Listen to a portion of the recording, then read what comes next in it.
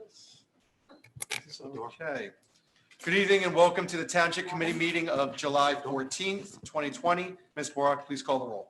Committeeman Delcourt, Here. Committeewoman Holmes, Here. Committeewoman McCauley, Here. Deputy Mayor Lapani, Here. Mayor Thompson, Here. Administrator Ferreira, Here. Attorney Willard, Here. Attorney Bernstein. He's on mute. He's on the Zoom call on mute. I'm going to have to promote him in a second. Want me to make him a panelist? If you can make him a panelist, please. Great, thank you. At this time, please join me in a salute to the flag. I pledge allegiance to the flag of the United States of America and to the republic for which it stands, one nation, under God, indivisible, liberty, and justice for all.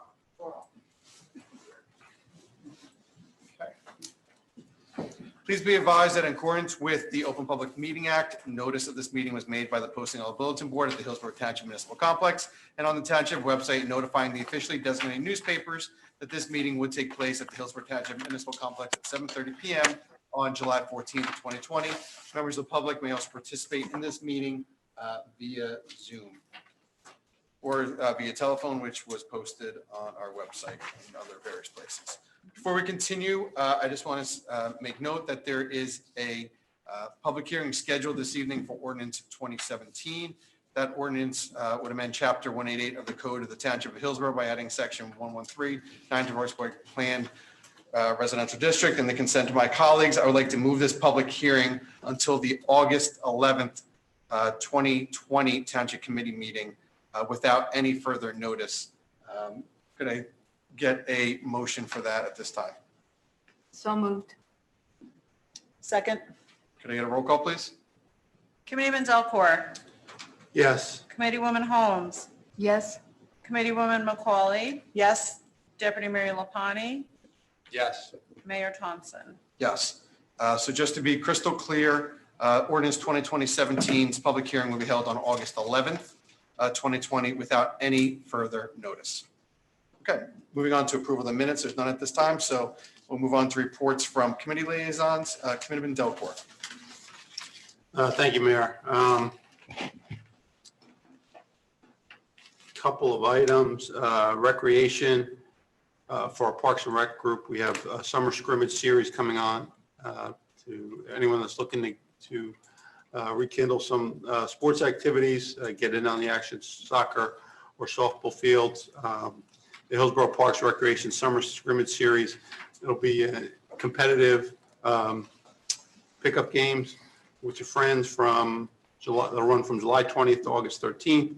Registration for deadline is July 16th. You can sign up now. So that'll be, again, some pickup games that the recreation is going to run for those that have some interest.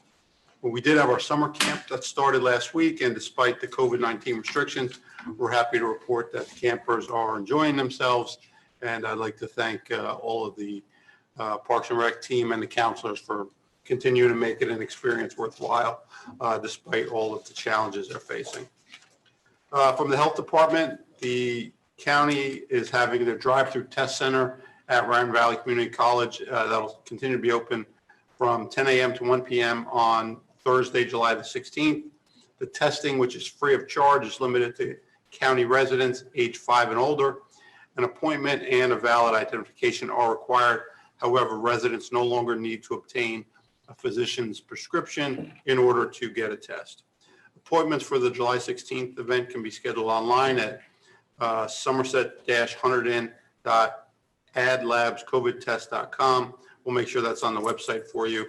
Residents who do not have computer access or would like to schedule an appointment for children 5 to 18 can call the COVID-19 testing information line at 908-203-6014. And that's Monday through Friday, 9 a.m. to 1 p.m., not including holidays. Somerset County residents who do not have an appointment will be turned away. So we're asking you, please, either online or through the testing information line, call up to make an appointment. And I also wanted to note the Hillsborough Education Foundation is holding a book drive to assist our teachers with resources for their classrooms. Anyone that's interested in contributing books can drop their gently used or new books off at the municipal building.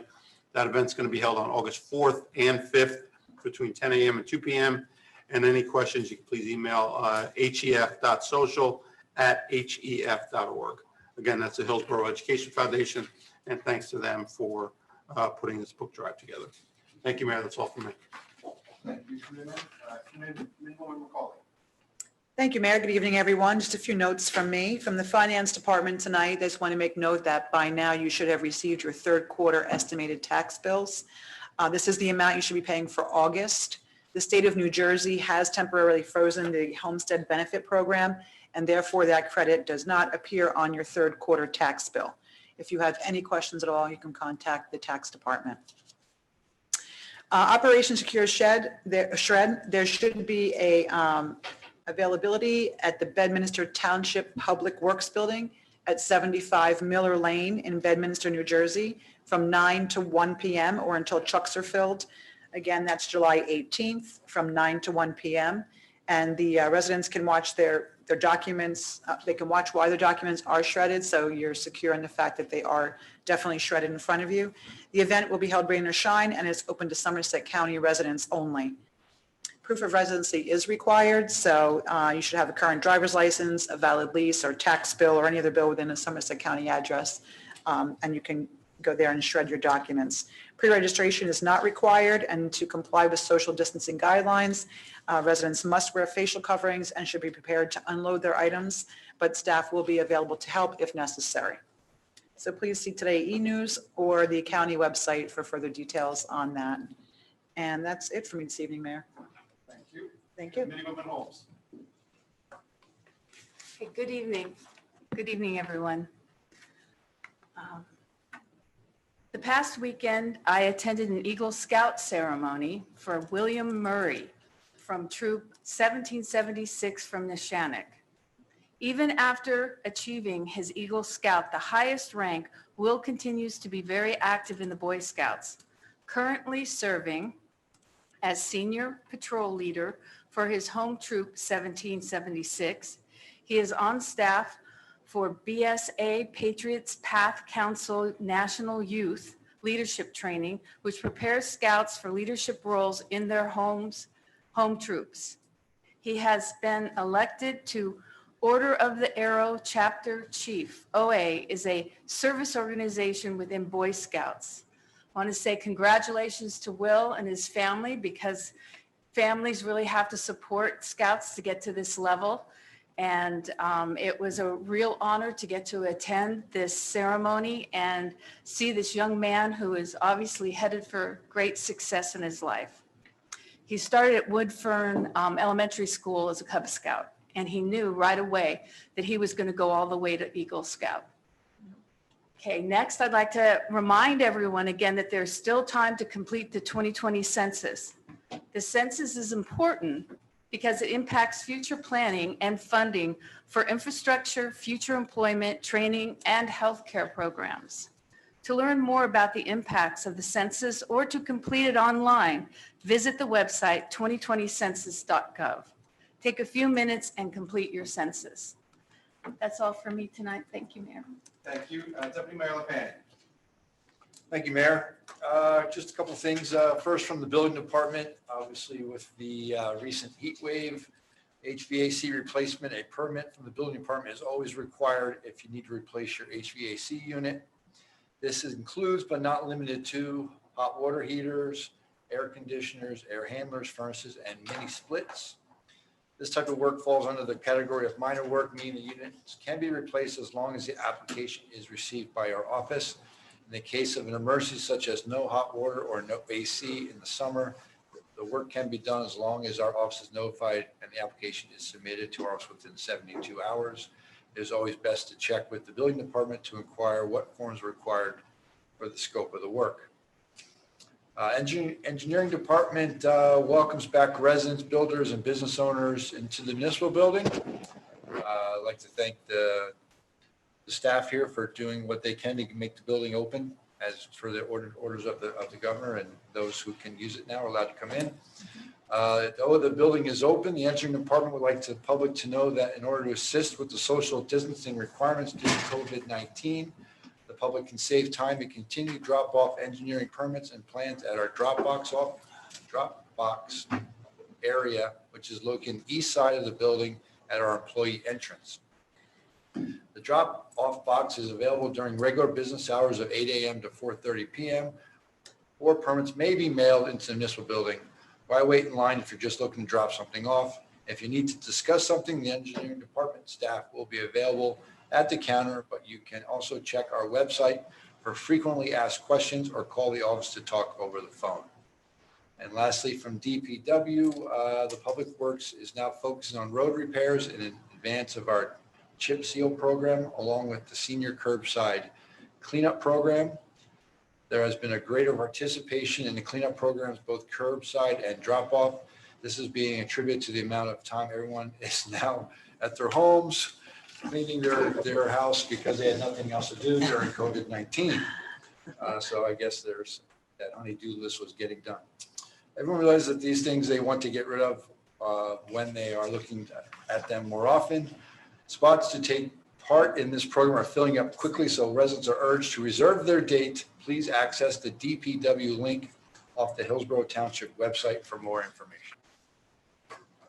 And I'm out. Thank you, Deputy Mayor. A couple things from me this evening. First, congratulations to Shea Elodie on the grand opening yesterday.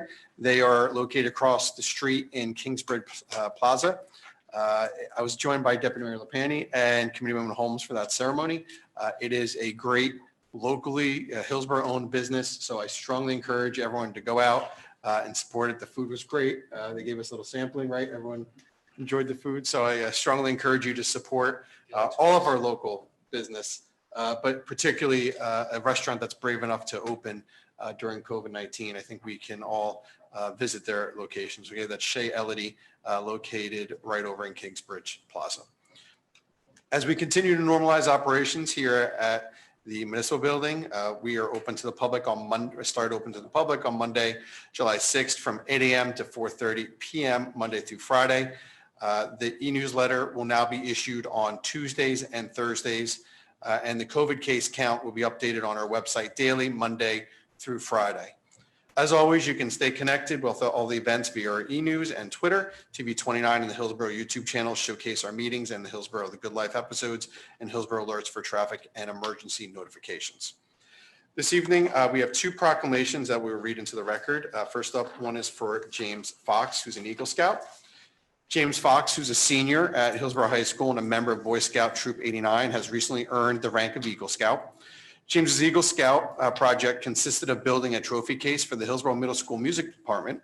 The trophy case was 6 feet tall and 5 feet wide with glass doors and LED lights. The project took 23 volunteers and 151 man hours to complete.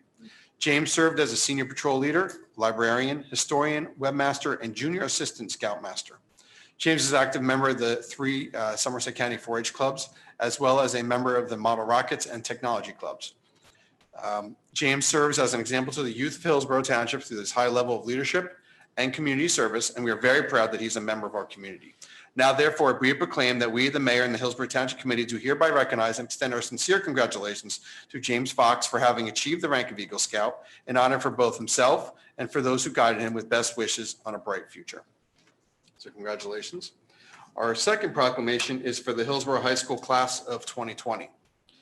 The month of June is traditionally the month when high school graduations occur in New Jersey and in Hillsborough Township.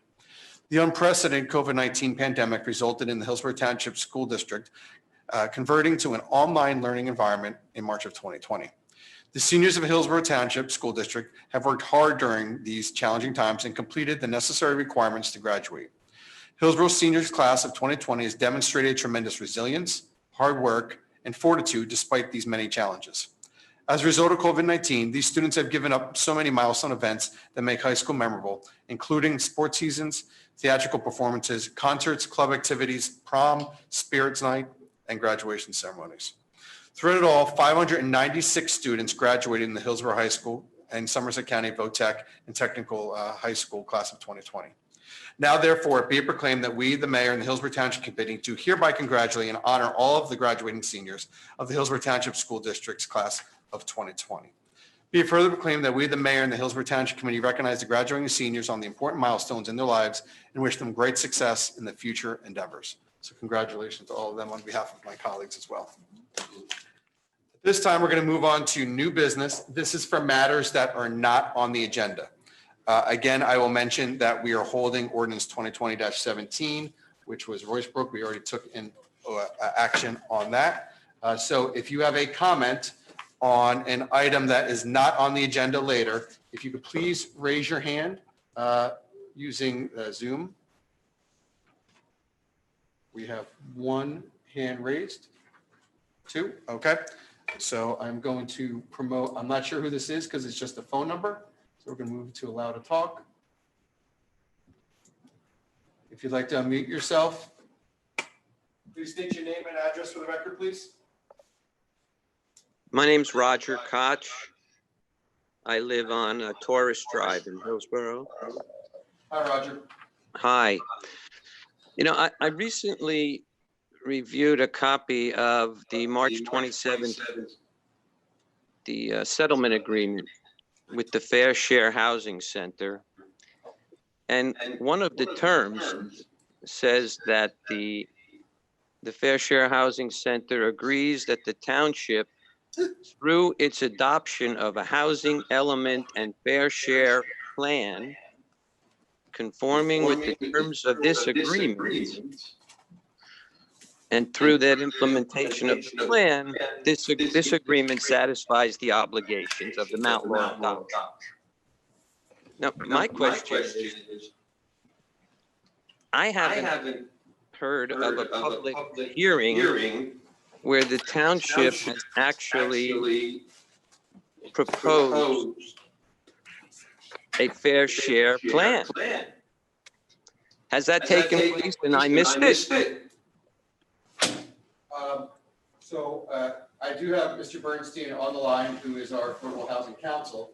But one of the ways to satisfy the agreement is one of the hearings that are taking place tonight and the various zoning changes that are accompanying that. Mr. Bernstein, do you have anything to add to that? To answer Mr. Koch's question, the township has had a hearing for the. I can't hear. Eric, could you try to repeat that again? I might need you to have to call in on a phone. Okay. Well, to me, what it looked like is the cart was put before the horse. You already told the court how you're going to build those affordable houses. You know, the hundreds of apartments over here and the hundreds of apartments someplace else, before you told the members of the public and gave them an opportunity, you know, to give you some input. I think by law you're supposed to do that. So first off, that's what we are again doing here. We are having hearings to enact the zoning. A lot of the negotiations, as you know, well, it wasn't just us negotiating with the courts. We had there was a fair share we negotiated with. Eric, do you want to weigh in on this? And I'm sorry, Community Delport? Yeah. I think the other thing, and I'll let Eric talk, but I think the other thing is the jurisdiction for the housing plans was mandated to certain judges within the vicinage. And in this case, you know, that's how the plans need to be finally approved, is through the court system, because we are a court town. Okay, just give me 1 second, Mr. Koch. I'm trying to get Mr. Bernstein back on the call. I think because the echo that I'm hearing, it's not from my phone. Mr. Bernstein, are you back on? I'm unmuted, Your Honor. I don't know when I get heard or I need to come through my phone. The requirement for care of a housing element fair share plan is going to occur during the township's compliance obligations pursuant to Judge Miller's order. It's going to basically conform to the plan that the parties settled with in the March 27, 2020 agreement with Fair Share Housing, but as yourself and Mr. Delcor indicated, this has been a situation in which the governing body has entered into multiple agreements with multiple interveners over the last few years, of which was culminated in the settlement agreement with Fair Share Housing Center. So ultimately, there will be an amended housing element fair share plan adopted by the planning board, but the process in which the municipality conducted itself in regard to same was reviewed and approved by both the court's special master and by Judge Miller prior to the approval of the settlement agreement with Fair Share Housing. So what about the requirement that the township give public notice and have a public hearing regarding their adoption of the Fair Share Housing Plan before they agree to one? So now it sounds like to me like you agreed with the Fair Share Housing Commission and the judge on how you're going to comply with your fair share housing obligation, which is in essence the Fair Share Housing Plan. So you've already done it, and then when you announce the public hearing, it won't really be, it won't be meaningless for the public to provide input because you've already, you put the cart before the horse. You passed it with, in essence, by agreeing with the judge and the Fair Share Housing Commission without ever telling the people in the community what you were doing. Too much of that happens. If you could please, I'd appreciate it, and I think a lot of people I know would appreciate it, if you would tell us what you are intending to do before you do it, not just tell us after it's done.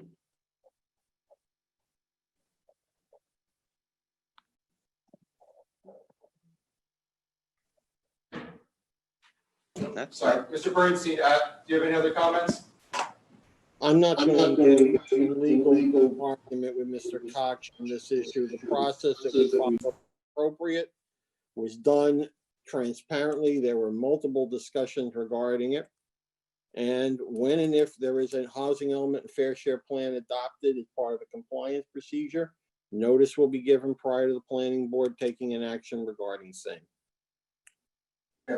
Just as a note, I think we addressed the echo issue where we figured out what the situation was. So I do apply, Mr. Koch, apologize that was at the beginning of the phone call. So I'm sorry about that. But I think we got that figured out.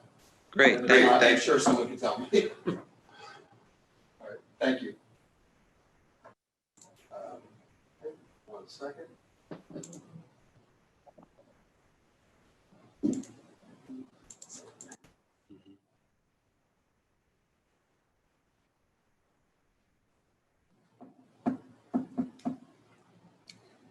Could you remove the? Want me to lower his hand? Yeah. Go ahead. Will that take him down? Yeah, he's muted. Okay, next we have Dale. I don't have a last name for you, Dale, so if you could please state your name and address for the record, please. You bet. Before I do that, everybody can hear me? Yes. Very good. Dale Heinrichs. Live on Farm Road and Valley Roads. Dale, before you go any further, are you commenting on the ordinance 2016 or 16? I'm sorry. Well, not following the ordinance and numbers, but I would say that I would echo the comments that the prior resident has made. Transparency. I don't know how you say that. That's not what the residents see. I was looking to comment separately on a separate issue, not related to ordinance. Okay. This is your opportunity to make any comments on items last on you. I'm sorry, if you can hold on 1 second. Yeah, hold on 1 second. I apologize. We, Councilman Holmes accidentally put our volume on. Yeah. I'm sorry. I apologize about that, Dale. That's okay. Um, And I'm getting a lot of feedback. I'm not hearing you guys so well. Are you hearing me? Dale, I'm sorry. Can you just hold on 1 second? No, I'll have to just leave. There you go. Okay, are we good over there, Committee Woman? Yes, thank you. Dale, I apologize. If you could start over with your comments. You bet. No need to apologize. My name is Dale Heinrichs. I'm a resident at the corner of Farm and Valley Road. I raised my hand to speak of a different matter, and not in particular, to an ordinance. But I will say a lot of what the prior resident had spoke to resonates with me. I don't know who had to drop off and call back in, but there was some mention of transparency. That is not at all obvious to residents. I won't. I don't want to focus on that, but I don't agree with that comment on transparency at all. So if I can, I would like to talk about another matter. Please. Very good. So there is a significant amount of activity on Roycefield Road. I had been over, I believe the township is contracting out a significant amount of work to truckers through a management company called Ambient, I believe. I had voiced complaints to both the police department as well as to the management company over the driving, the not number of trucks, but the speed with which the trucks were traveling across Farm Road. When I spoke to the management company, they had informed me that unlike most townships, that Hillsborough does not designate a roadway with which should be used by the trucks in going from point A to point B. In fact, when I was in with the trucks who are compensated based upon the number of loads they do, so how quickly they can get from point A to point B. I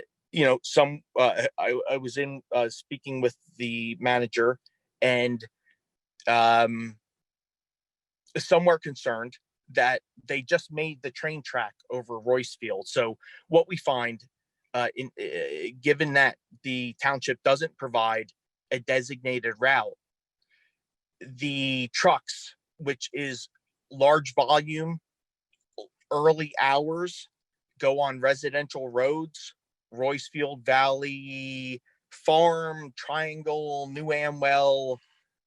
So just a question, I guess, in why doesn't the township provide a designated route to the trucking companies that are doing work on Roycefield or elsewhere that wouldn't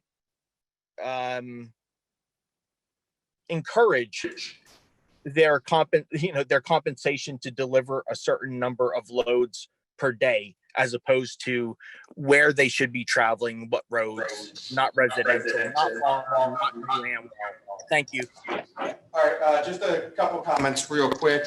First, to my knowledge, we are not contracting with anyone through that company. So I know you said at the beginning that we were contracting with. I don't believe it's us. It could be the county has a contract, because the county has a facility over there, but it is not us contracting there. As far as the second thing about designating routes, I am going to talk to our police department and see if they can go in and talk to the trucking company to see if there's any way we can help mitigate that going through our town. But Feel free to also email me and we'll pass it on to our administrator. So we can work through that and get that done quickly. Mayor, may I? And yes, please. You also So, have a comment? Yeah, I believe we do have certain roads that are designated where you can't have trucks on them, but regardless, we have looked at this issue and there was several fairly significant discussions at both, I think, the Township Committee and the Planning Board, in particular as it relates to how the traffic was flowing onto Duke's Parkway from Royce Field.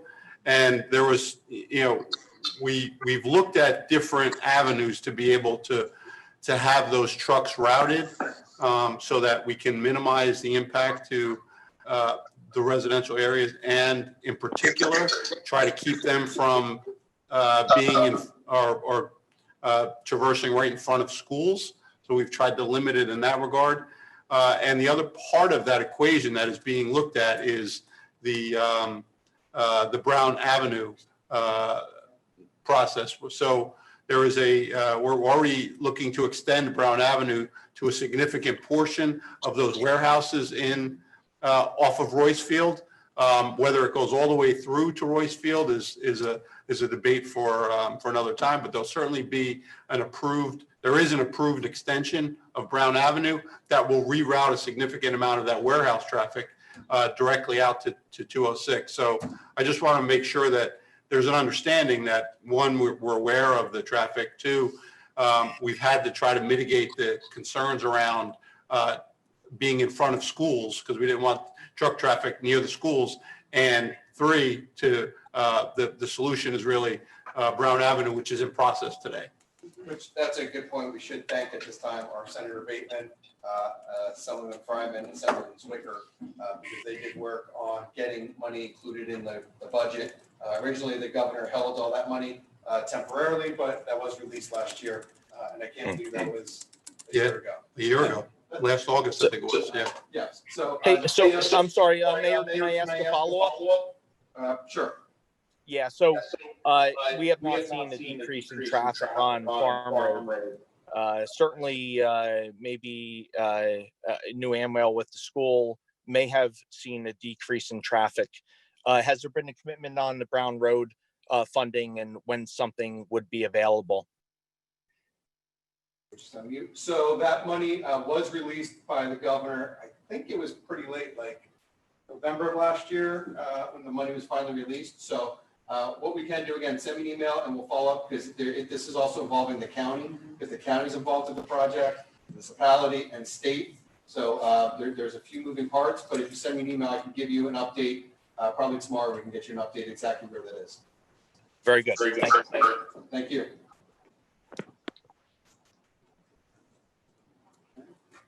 All right, next up, we have Janine Erickson.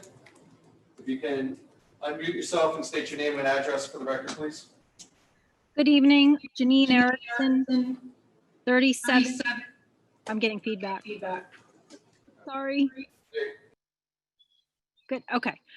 37 Murray Drive, Hillsborough. Good evening, Mayor Thompson and Town Committee.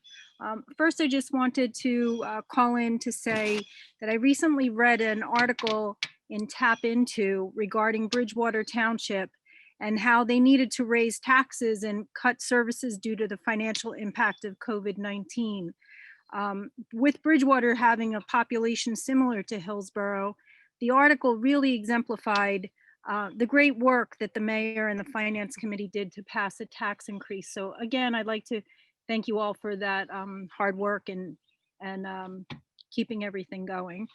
Second, I just wanted to talk on behalf of the Economic and Business Development Commission, which I'm a member of, just to report that we've been out visiting with the local businesses as they have been opening. Just want to remind residents to please shop local and get your services local to the best of your ability. Some of these businesses are still struggling, and we're really trying to do our best for them. And we will have a restaurant week coming up this year. We're shooting for September 29th through October 4th. So just to keep that in mind, we always have our Takeout Tuesdays, which are tonight. And just to say thank you to Committeeman Lapani for all his support to the Economic and Business Development Commission. That's all. Thank you. Great, thank you. Next up, we have Tom O'Donnell. If you could unmute yourself and state your name and address for the record, please. Tom? Tom, if you're there, we can't hear you right now. If you could unmute yourself. Okay, Mayor, how about that? There you go, Tom, we got you. Tom O'Donnell, 33 Ann Street, Claremont Community here in Hillsborough. Mayor, I just wanted to thank you and the committee for tabling the vote on ordinance 2020-17 and postponing that and pushing it back to August 11th. Again, you know, we've got a lot of seniors and older folks in our community that are not very technology savvy. I've spoken to several of them, and they're just intimidated by going online or even using the phone, and passcodes and IDs just, overpowers them somewhat. So I think it's great that you hopefully, ideally, we're going to have some, venue for them to participate in that discussion, which is very important to our community. Great, thank you, Tom. Yeah, obviously, our goal is to continue to open things up, but hopefully we can get them to participate even via phone and make it so that they can have their voices heard. So. Great. All right, thank you, Tom. Anything else? Nope, good for now. All right, thank you.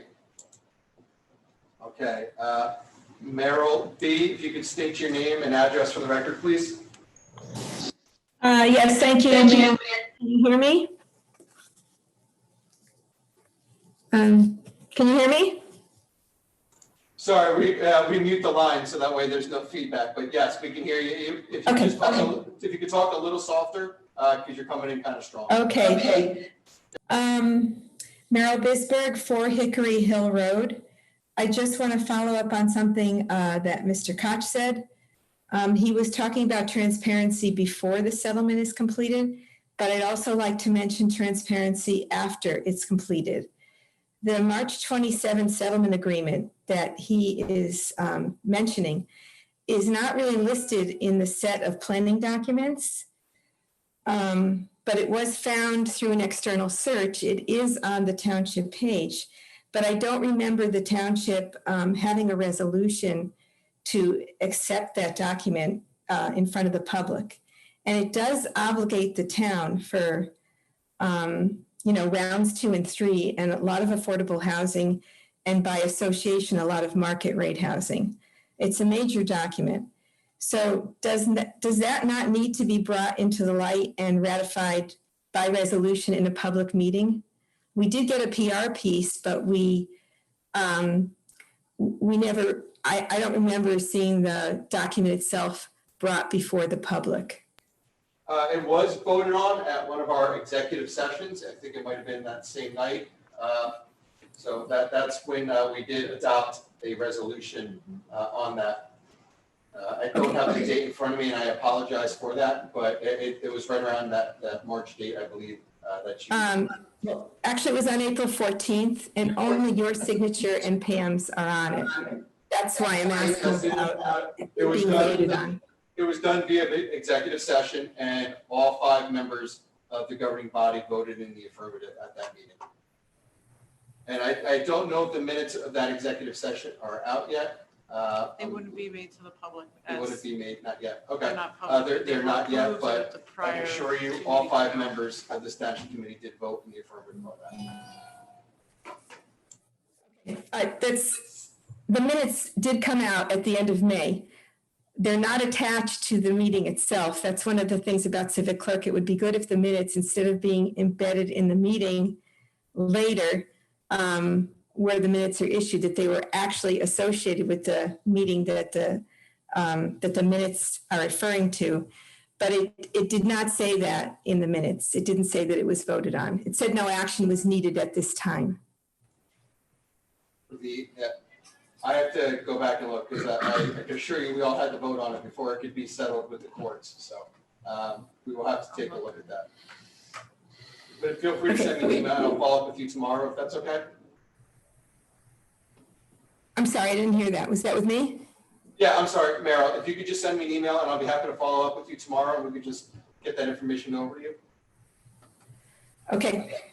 All right, thank you. Anything else before I mute you? No. Okay, thank you.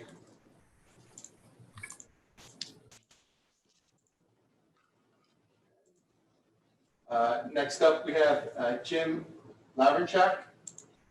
Jim, if you could unmute yourself, please, and state your name and address for the record as well. Thank you, Mr. Mayor. My name is Jim Lavrenchak. I live at 12 Camden Road. I'd like to suggest a solution to your echo problems. If you and the committee members will all wear earbuds or headphones and use a microphone close to your face, you will have a good chance of eliminating completely your echo problem. That's all.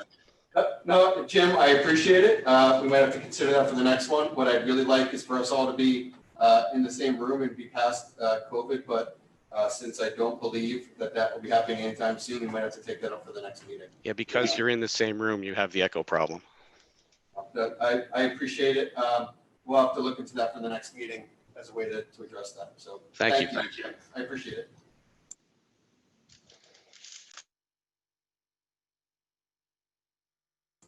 Okay, next up we have Cheryl Barker.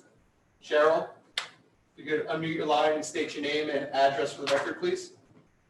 Yeah. Hey, hi. Can you hear me? Yeah. Okay.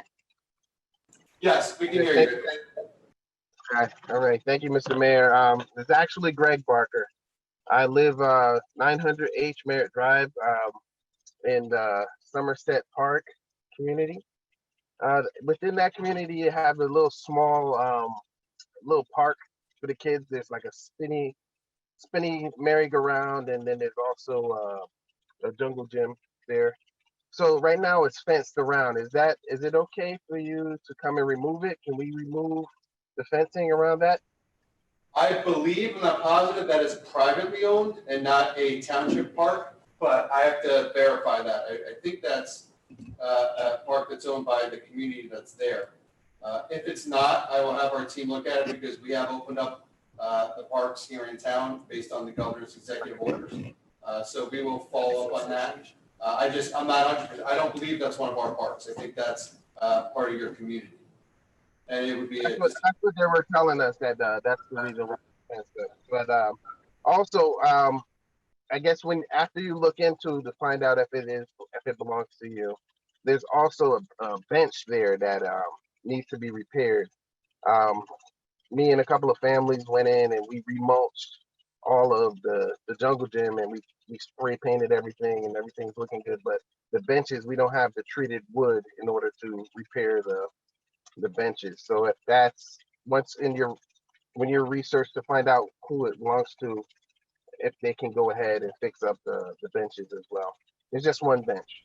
No, I appreciate that. Anthony, I'm sorry, Commissioner Ferrer, do you believe that's ours, or is that a private? I'm not sure. I'm gonna have to look into that, Mayor. I think it could be private, because John Cross, our supervisor, was looking to open up all the playgrounds throughout town. Okay. What's the, So could you Mayor, just what's the state address again? where it is again? It's in the Somerset Park community? Yes, yeah. Way in the back. It was fenced in, so I don't believe that was done by the association. So, and We have to double check. Craig, if you don't mind, if you could send me an email as well, that way with your contact information. I don't want you to say it publicly here, but if you could email at mayor@hillsborough-nj.org, and Administrator will get you an answer. And if there is a situation there that we can fix, we'll get it done. okay, thank you so much. Have a good night. Thank you, Greg.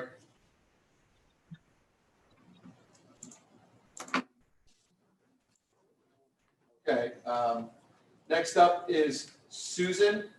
Oh, I think Susan just lowered her hand. And I think Susan, she raised her hand again, so we'll go back to Susan. Give me 1 second. Susan, if you could state your name and address for the record, please. Suzanne Goldschmidt, 11 Moore Road, Hillsborough. I just have a follow-up question on the comments on Brown Road. There was a comment made about trucks using the Duke Estate roads. Could you clarify what that concern or issue was?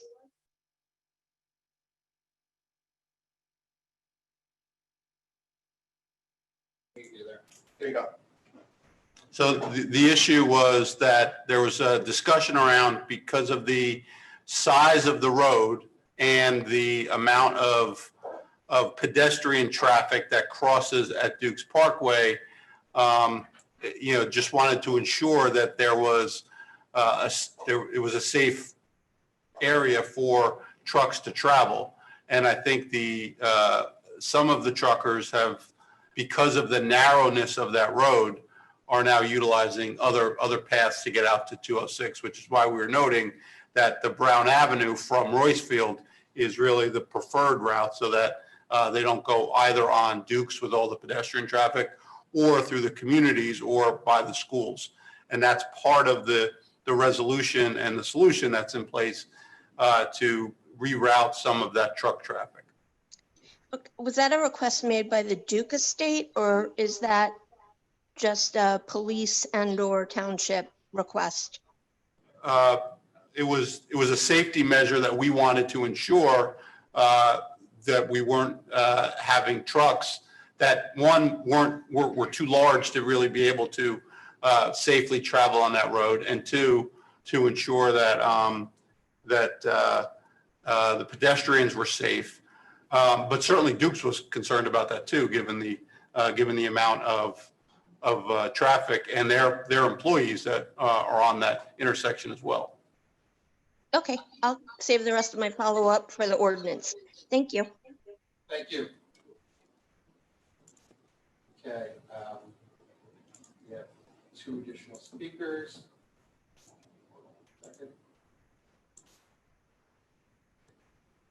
4 additional speakers now. Dale, I believe you already spoke. Do you have anything additional to add? Yeah, you can hear me? Yes. Yeah, so very good. I'd just like to comment to the last resident's comment, as well as the response to that. Duke's Parkway has a light, and someone at that light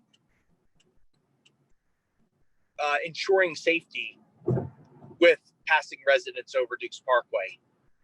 I don't know what this talk is about Brown and there being less traffic. I live on Farm Road. There's not less traffic. Whether it's municipal trucks or contracted trucks, whether it's the county or Hillsborough, I don't know. There's no additional safety. Like I'm hearing things that aren't making sense, that I just don't see as a resident. So I get concerned about that. Again, Brown Avenue is meant to get truck traffic out from going on any auxiliary roads and to get it right onto 206. That's why we've worked with our state leaders, our county leaders, to try to get that done as fast as possible. The idea is that the traffic wouldn't be going onto Farm Road or any other spot like that. So I'm sorry, so are you suggesting over the past couple of months, I should have seen less traffic? No. Because No. let me finish my question, please. I should have seen less traffic because of this continued comment reference to Brown Road, that I should see less commercial traffic on Farm Road, because it's not happening. You can say whatever you want to say on this call. It's not happening. It's not true. I had a letter from.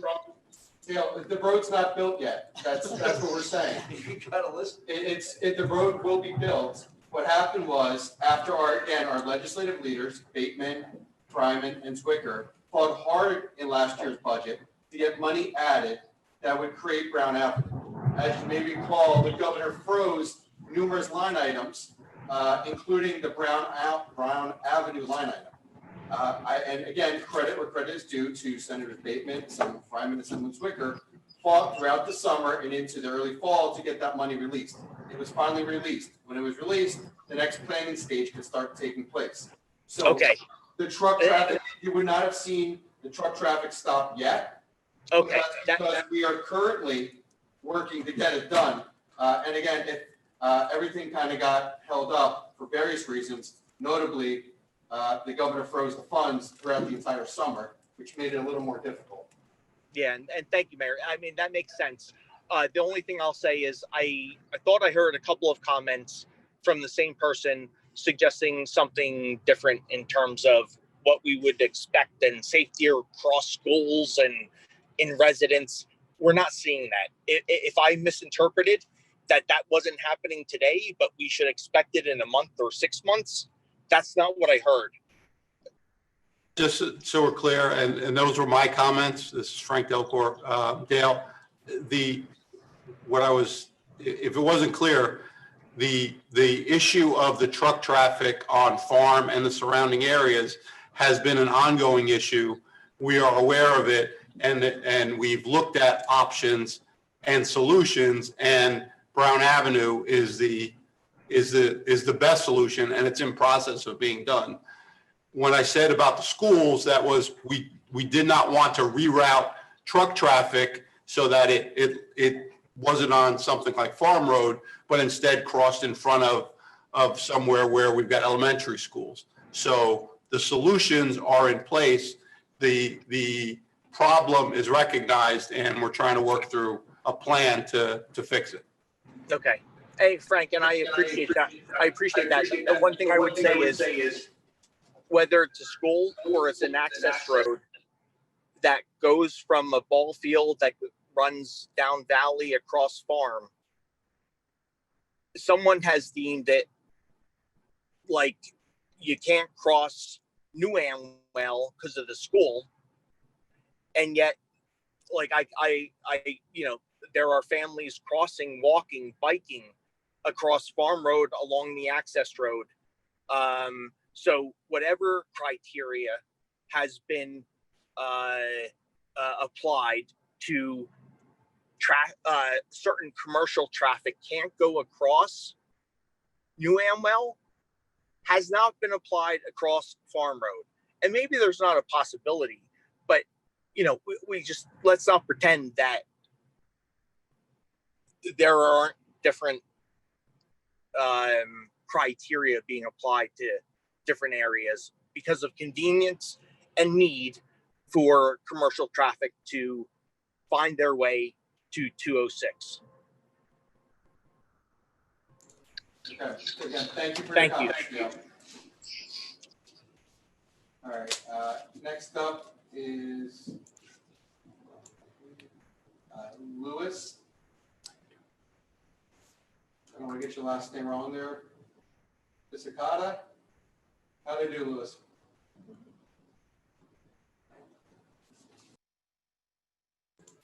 Lewis, we can't hear you right now. If you could unmute your line.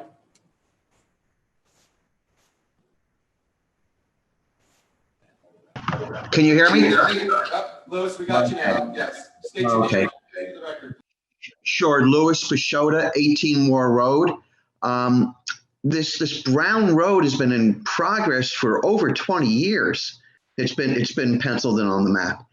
Putting Brown, am I correct? Or I see it. So yeah, you are correct that it's been a pencil road, but the funding was finally allocated last budget cycle. 20 years? So it's been a paper road for the county, right? It's a Right. road that we've always wanted to build.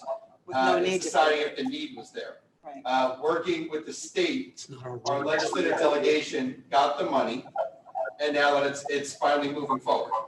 Okay. The traffic from warehousing. The traffic is coming from any company on Royce Field and from a C-Box Container. It's not C-Box Container themselves, but they must be renting space to the Predator trucks, which are owned by Klein Scrap, which if those trucks are loaded, I don't know, with scrap metal, they might be violating some environmental law. Those are trucks. They come down Farm Road using their chafe brake. I don't know if you know what that is, but it's with the truck. It sounds like it's backfiring. It's very annoying. That means you have to be going pretty fast on that road to be able to use that, or you're a horrible driver. And it's probably 50-50, okay? The only way you're going to get traffic off there is bringing Brown Road all the way over to Royce Field. Anything else is not going to accomplish anything for Farm Road or Valley Road. Duke's Parkway is, I don't even want to drive my car on there, let alone because the truck's on there. You know, you have 18-wheelers driving on there when they shouldn't be. And I mean, they're speeding and just driving a car. They just have to veer over to the right or the left to avoid a deer or to avoid somebody riding a bike, and they're going to kill somebody. That's just an accident waiting to happen. 20 years to put this road in when there's been a need for quite some time is kind of, you know, it's not a good thing, kind of disgraceful. It looks like nobody's looking out for this part of town. And, you know, that's going to be brought up in the next part. We've seen nobody listens. The whole, you know, we have the lawyer that represents the township. He seems to be condescending sometimes. Some of the council members are smirking when somebody misspeaks. This whole township committee bit is there's no mayor. It's a rotating mayor. Nobody's held responsible for anything here. It's fair. A town of this size has a council like this with a rotating mayor. It's just nuts. I don't know. I'm sure other towns do it, but that's not the way it should be done. I've said my piece. Thank you for the time. Have a very good night. Thank you. I can't. All right. The next one to talk, you don't have a name. It's just a phone number, 349, and I won't read the rest of it.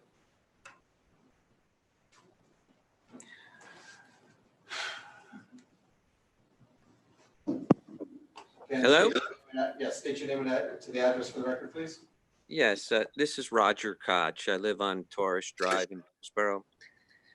So I gather that the Township Committee is not going to tell the community the number of market-priced houses or apartments, excuse me, that they're building as their method to help fund meeting the affordable housing requirement.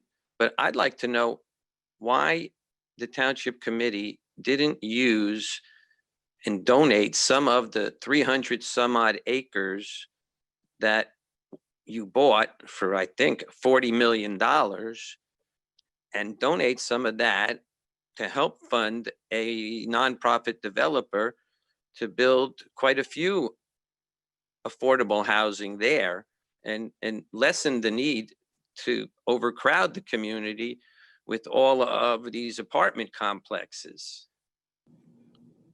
So Did you ever basically, consider- we had a couple of misspoken facts there. So one, we are not building anything. The state of New Jersey, as you well know, mandates that affordable housing be built in communities. That's one. Two, it was $20 million was the original purchase price for that property. And it was done, that purchase, which prevented, I think the number was 1,300 homes that were supposed to be built there, that we took them off because those 1,300 homes would have resulted in probably another 400 affordable housing units that need to be built there. And we can go into the whole thing and talk about A500, which basically mandated and stopped the ability for municipalities to work with other municipalities to build affordable housing. We can go into the whole history, which I'll be more than happy to do when we start the next ordinance, to have Mr. Bernstein talk about some of the things that have happened on here in the last 25 years here in Hillsborough regarding Republican and Democrat administrations throughout. We've both been fighting affordable housing for years now, and basically it's all come up to a head relatively shortly. So I appreciate your comments. But I don't oppose affordable housing. I just oppose that instead of doing what you did in the Sherman tract, which was use a nonprofit developer, donate town-owned land and thereby not need to build those units or fund those units by using for-profit developers. I know you don't build it, but you choose on which way you're going to fund the nonprofit, fund the affordable housing. If you have 300 acres, you say that you bought it to stop building of homes there. That would have increased your obligation to build more affordable homes. But if you used it to build only affordable homes, you wouldn't have increased anything, and you would have saved us from having all of these apartment complexes being built all around the town. That's not accurate. No. So, I'm sorry, Mr. Delcor, you want to say something? Yeah, Mr. Koch, with all due respect, there are so many falsehoods in what you just said. I'm not sure where to begin, but just so we're clear. But just begin. Go ahead, begin. The Sherman tract, which is, you were 100% right. That's 100% affordable, but there are market rate units tied to it as well, meaning someone else is building market rate units in order to pay for the affordables that are all on that site. If you can find a developer that will buy a piece of land and build nothing but affordable units, I would encourage you to please bring them to us. Well, phase one, you had a market price developer at Sherman Tract who did build just affordable you donated, you bought property to give that. No, but you're wrong. As an offset to market rate units that were built elsewhere. All right.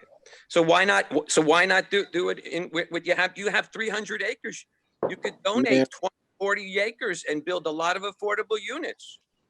If you got a nonprofit developer, they have their own funding streams along with all that property that you paid $20 million for. I think it would serve the residents a lot better if you use that property to lessen our obligation to build affordable housing without to build all of these, you're going to build like over 1,000 apartments throughout the community, aren't you? Mayor, You have a comment? may I? Please. An answer session. Mr. Bernstein, you can go. Thank you. First of all, there's only so much 100% affordable housing that a municipality is permitted to build in any understanding with the Fair Share Housing Center, because we endeavored to do as much 100% affordable housing as we could. That's why the Sherman Tract, Phase 1 and Phase 2, as well as the tract on Amwell Road, are 100% affordable housing.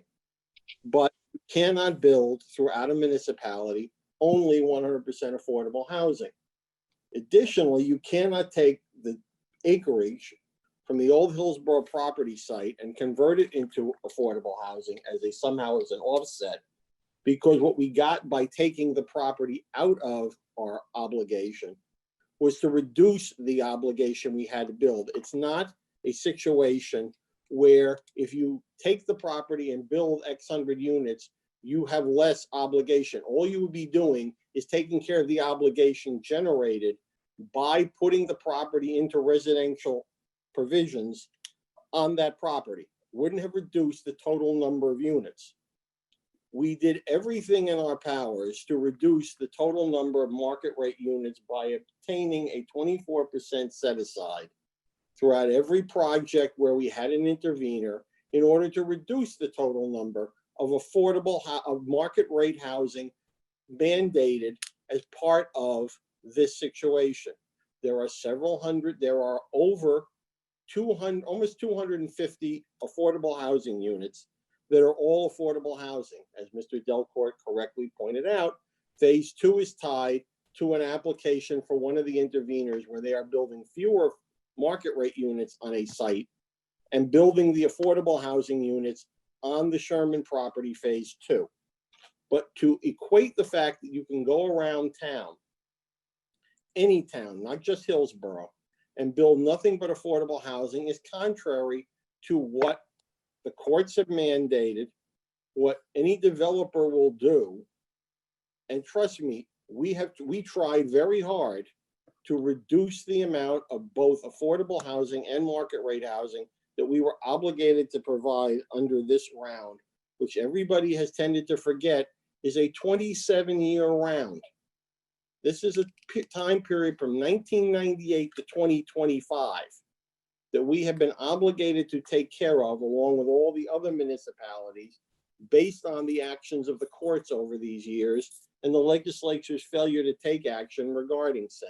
So I don't want the public to be misled by the concept that all you had to do was take the property, the Hillsborough property site, and turn it into all affordable housing or some measure of affordable housing, and you would have reduced your overall obligation. What you would have done is increased your overall obligation and potentially use that property to reduce the already increased obligation, and therefore we'd still be back at square one.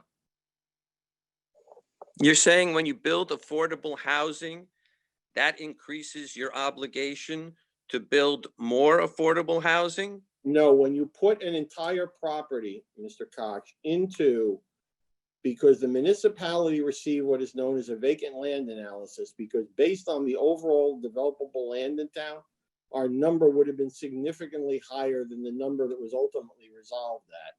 Well, I'm not suggesting. May I? Therefore, that property was not considered as part of the vacant land analysis. If the property was considered as part of the vacant land analysis, it would have increased our obligation, which would have increased the number of units we would have had to have built. And whether we built it with affordable or a combination of market and affordable, it wouldn't have reduced the number at all. I'm not saying it reduced the number.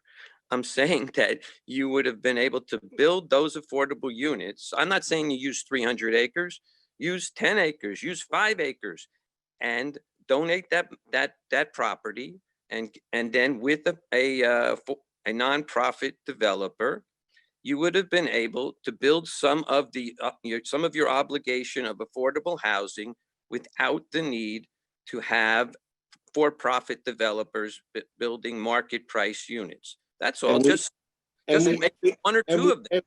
And we did so by building 87 affordable housing units in phase 1 of the Sherman site without tying it to any market rate housing elsewhere, but it still had to address our overall obligation. Good. I just think you would have done more of that, and you could have used some of that 300 acres, not all of it, but some of it. Well, the answer, Mr. Cox, is we tried to do it, but as the mayor clearly pointed out, the plan that was developed because we had, among other people, fair share housing and 8 interveners, all of whom want to develop their sites for market rate housing with as little affordable housing as feasibly possible. The objective was to increase the amount of affordable, reduce the amount of market, and try to resolve the situation in a manner significantly different than the township has dealt with before, because among other things, we now have Fair Share Housing Center involved, who isn't going to allow people to develop sites under the concept of affordable housing and call them a shopping center. So how many market priced units do you intend to build to help fund your, the total remaining number I don't have in front of me at the moment, but frankly, most of the market units have been built or have been approved to be built or have been zoned to be built, and the developer may or may not come to the planning board at some point and ask for the development application to go forward. No, your lawyer told the court how you were going to fund building the affordable units that are in that settlement agreement. Mr. Cox, I'm the attorney, A, and B, the settlement agreement doesn't tell the court how we're going to build them. No, it doesn't. No, we're not going to build them. We are going to zone for the potential building of them. That's where, among other things, the disconnect is. The township of Hillsborough, with the exception. I know the township doesn't build them. You don't have to go on like that. Except Mr. Cox, you keep saying it as if that were the case. Well, that's a mistake that I mistakenly said you're building them, but you're planning on building them by No, hiring no, for we're profit. not planning. We are You told zoning. that court that you would fulfill your obligation on those on those affordable homes, and you gave them a formula about how you were going to do it. They weren't going to No. just agree. Mr. You didn't Koch, give a formula? you're again mixing the situation.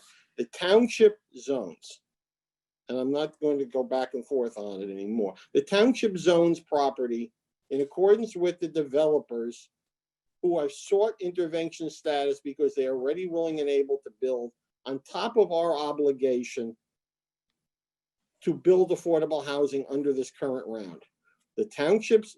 Is this Mr. Bernstein? I don't know which attorney. Yes, the township entered into settlement agreements with the various interveners to allow for the zoning of these properties to permit the possibility of the building of affordable housing. That's what we did in this agreement, and that's where we are in the situation at hand. Well, you don't have to show them that you have proper funding and No, you don't. because we're not building them. That's why I go back to my comment before about mischaracterizing as building.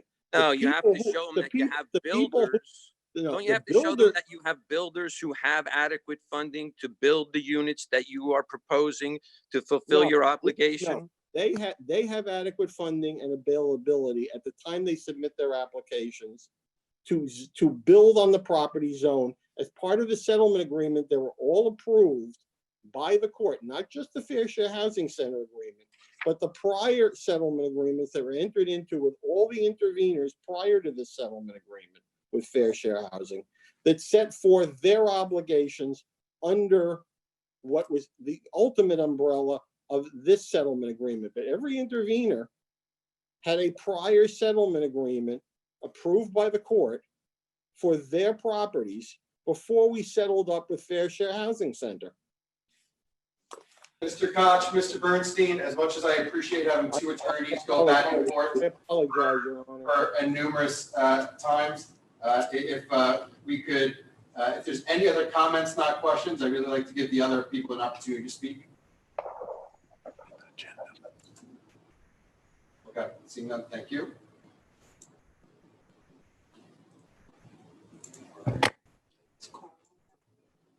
Okay, Ms. Johnson, if you could unmute your line and state your name and address for the record, please.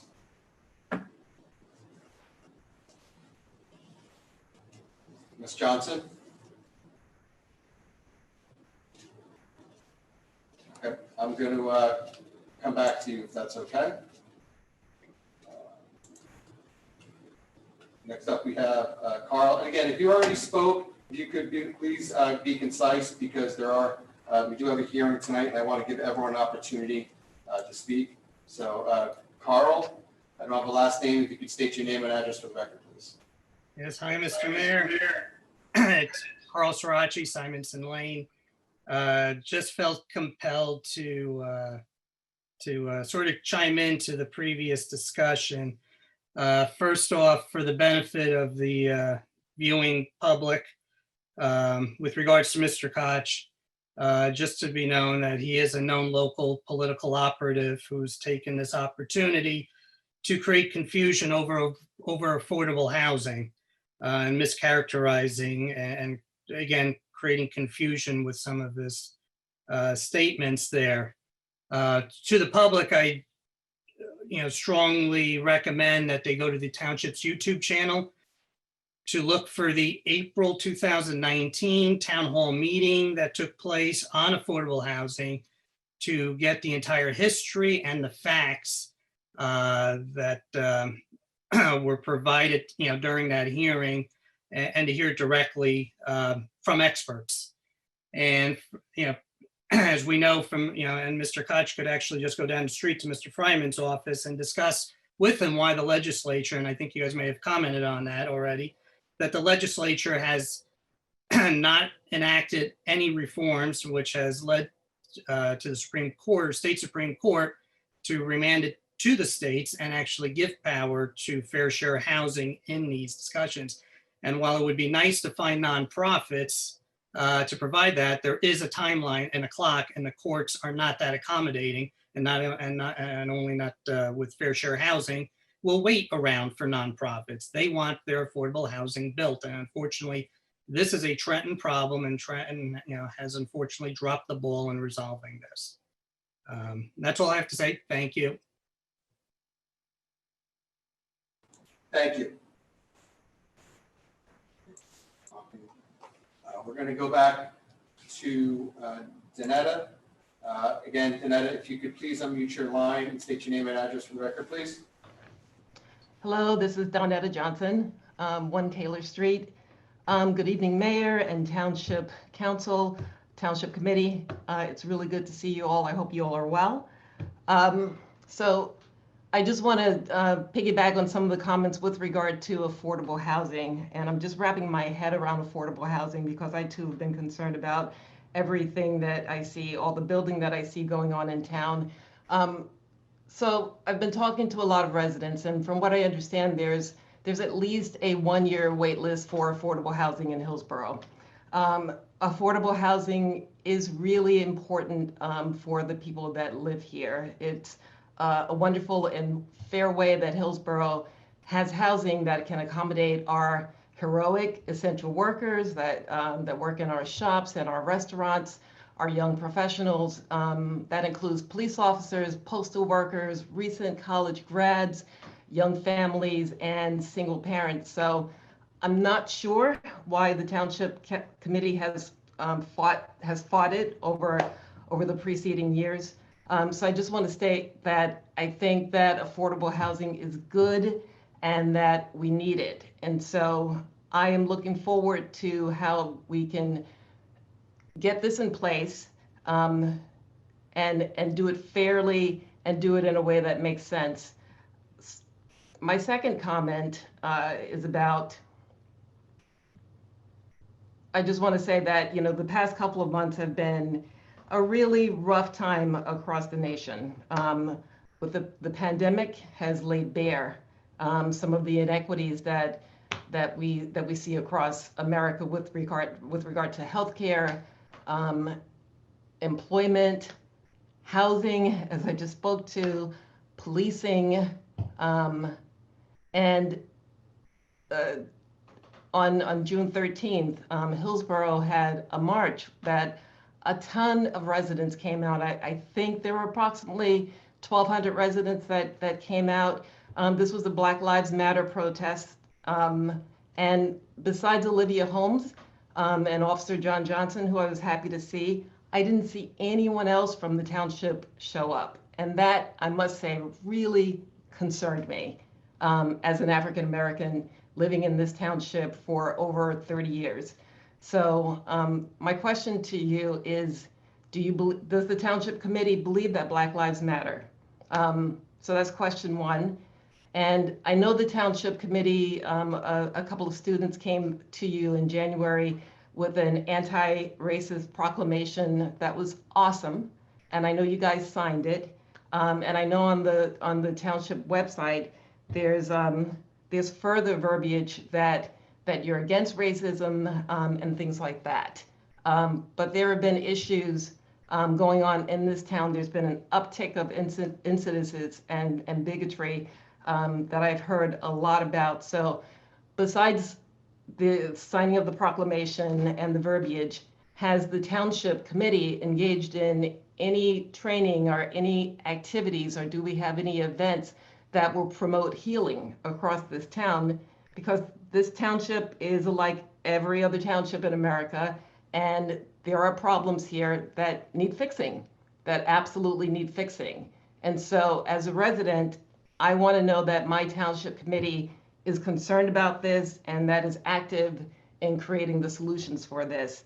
Because signing a proclamation is one thing, and having a website is another thing, but actually creating programming and creating conversations so that we can start to work on these problems that we all have is critically important to me as a township resident.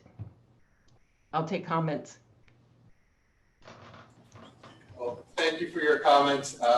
As you know, the We did pass a resolution not only back in January, calling, I believe it was January, early February, calling for a National Day of Healing and recognizing that, but we also did a resolution at this Township Committee meeting. I believe it was last month, or early this month. I'm sorry, it was last month, concerning systemic racism in America. So obviously we take this very seriously, and I appreciate your comments. And I'm sure if you were able to see the meeting, our police department made comments as well at that. Our chief has been very engaged on this issue as well, and we appreciate that, and all the police department for their hard work. So again, I appreciate your comments, and look forward to working with everyone in the community to make sure Hillsborough is a great place for every single resident, regardless of socioeconomic, race, gender, or any other item. Thank you.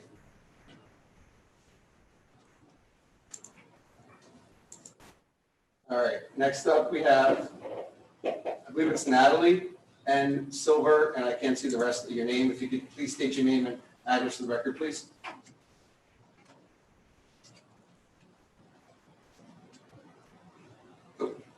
Okay, they dropped off. Dale, I believe you already had a chance to speak, so if you can keep it extremely concise, we would appreciate it, because we do have an agenda and a budget that we have to get to. So Dale, if you could please unmute your line.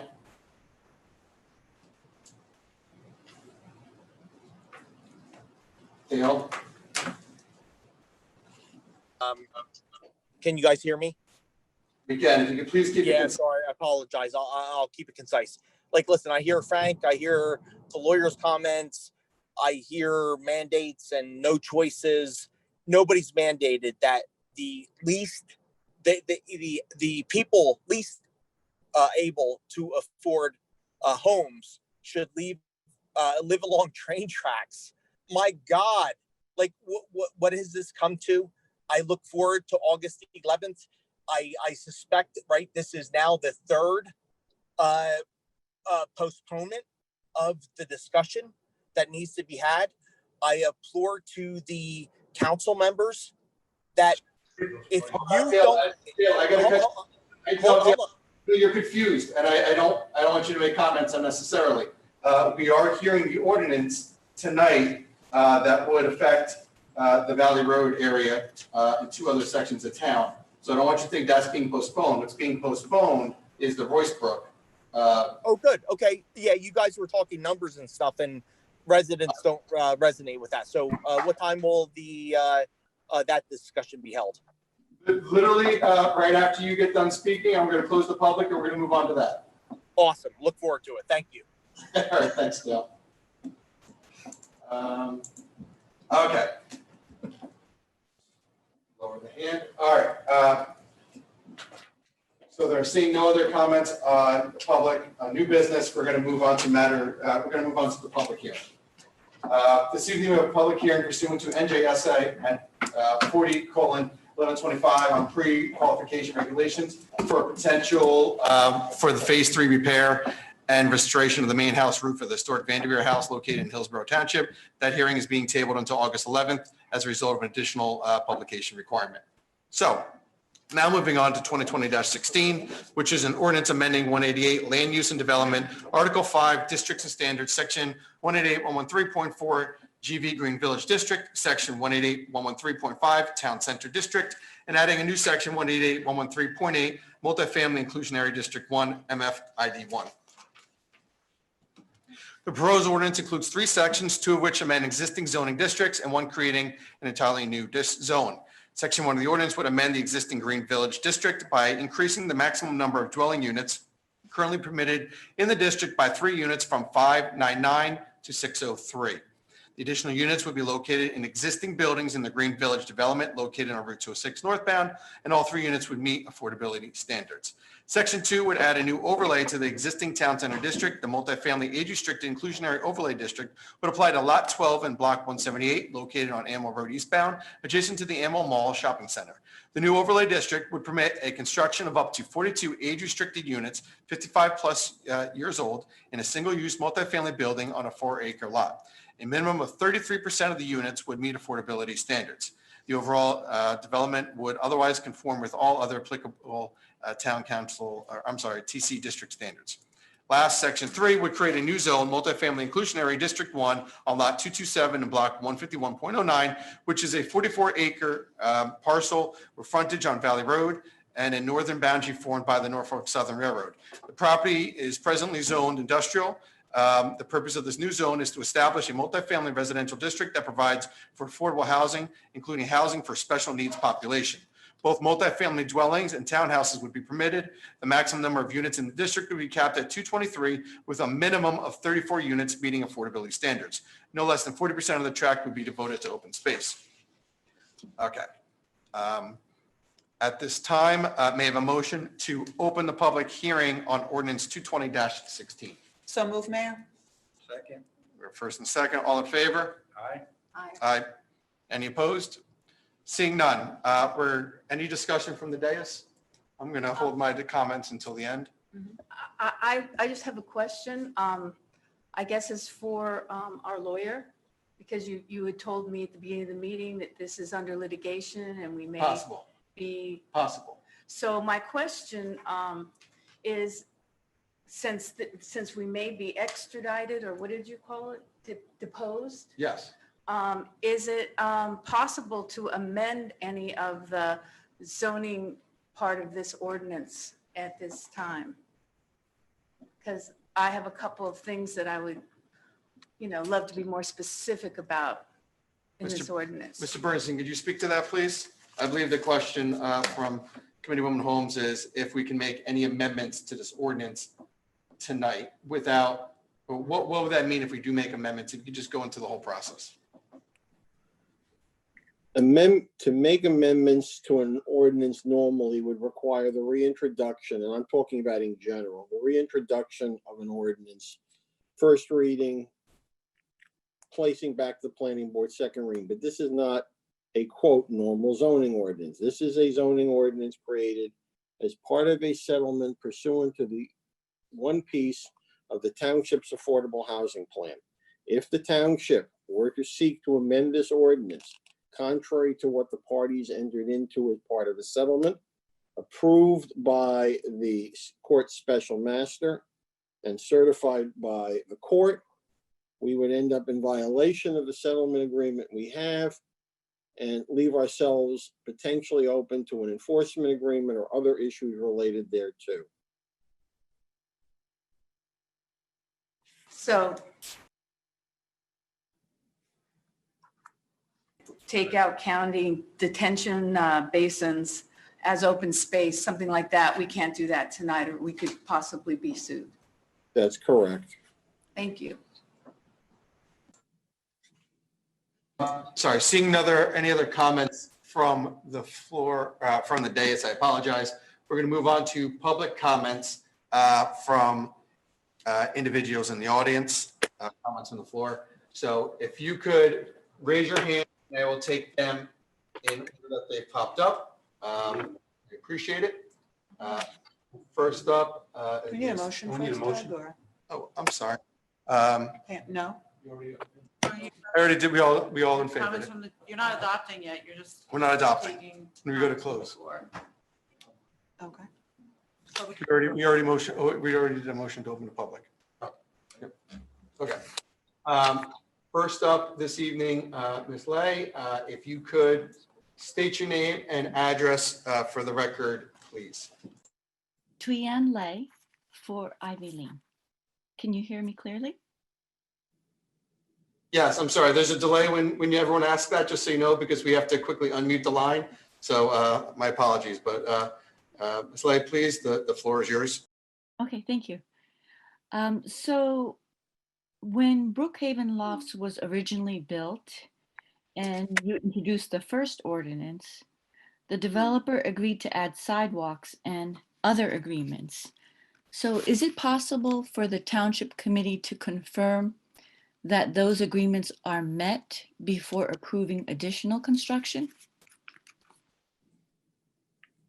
My understanding, and I don't want to speak for our attorney or our counsel, is that it has to be done by the time the project is completed, but that it's not done There's no benchmarks or metrics in there to complete as it was going on, but they do still have to live up to everything that was approved by the planning board. None of that has gone away or will go away. That's all been memorialized. But it doesn't have to be completed within the first phase. So you can, as a township committee, you could approve additional construction or a later phase, even though they didn't meet agreements that they had agreed to in the first. But just to be clear, these are 3 additional units inside existing buildings that are on site. Okay. All right.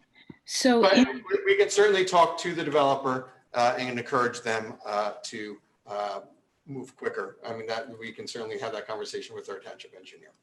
that would be great. And additionally, so you had just stated in the ordinance that 34 units would be a total of 34 units would be affordable housing units.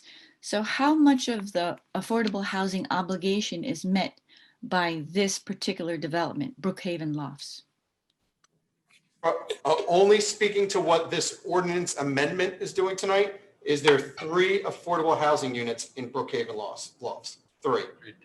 3 additional. But the total, I think you had read what the total would be 34, correct? That you're now talking, you're talking about the Valley Road project.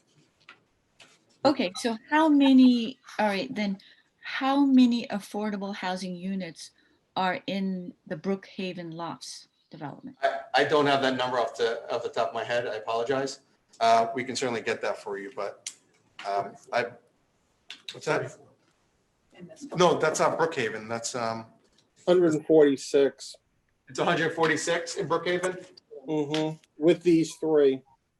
Okay, so 146, and what percentage of the obligation is met with these 146? Of our total? Yes, of your support? Eric, do you happen to have that right in front of you? The Somewhere around, I believe somewhere around 15% of our total obligation. 15%. All right, thank you. Okay, thank you.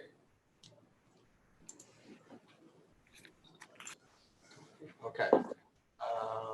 Just lower your hand. Okay. Mr. Beggiato, if you please state your name and address for the record, please. Hi, my name is John Beggiato. I live at 62 Peterson Road. I think you may have already answered my question. The question was going to be, in this particular ordinance, how many additional market rate units would be built? But I think you said that it was only 3 additional affordable and nothing else? No. Well, for this one, it depends. Are you talking about just Brookhaven? Yes, that's Brookhaven. Yes. Brookhaven was just 3 additional affordable housing units at Brookhaven. no more market. Okay, thank you. Yep. Thanks, John. Okay. Next up is Carl Peters. If you could state your name and address for the record, please, Carl. Good evening. I'm a professional planner and I'm here working with Mr. Jay Delaney, who's the attorney. So I think maybe he should speak before I do. Mayor, thank you very much. My name is Jay Delaney. Hold on a second there. We're getting incredible feedback, and that's on your end because we've muted all your lines. So, Mr. Delaney, I see you've called in as well. So it might be better if Mr. Peters, you mute your line and I bring Mr. Delaney up to speak. If that's okay? Yes. All right, so Mr. Delaney, I'm going to mute you real quick and I'm going to promote Mr. Delaney. Mr. Delaney, you're going to have to unmute yourself. Okay, can you hear me, Mayor? Much. Okay. Again, my name is Jay Delaney. I'm with the law firm of Lindaberry, McCormick, Estabrook, and Cooper in Westfield and in Summit, New Jersey. Our law firm represents Mr. Frank Parato and Mr. Patrick Sewell, who live on Huey Lane.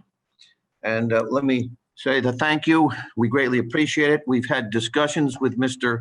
Eric Bernstein, your special housing counsel. Last week, we submitted a fairly extensive report from Carl Peters, who will be speaking briefly. He's a professional planner.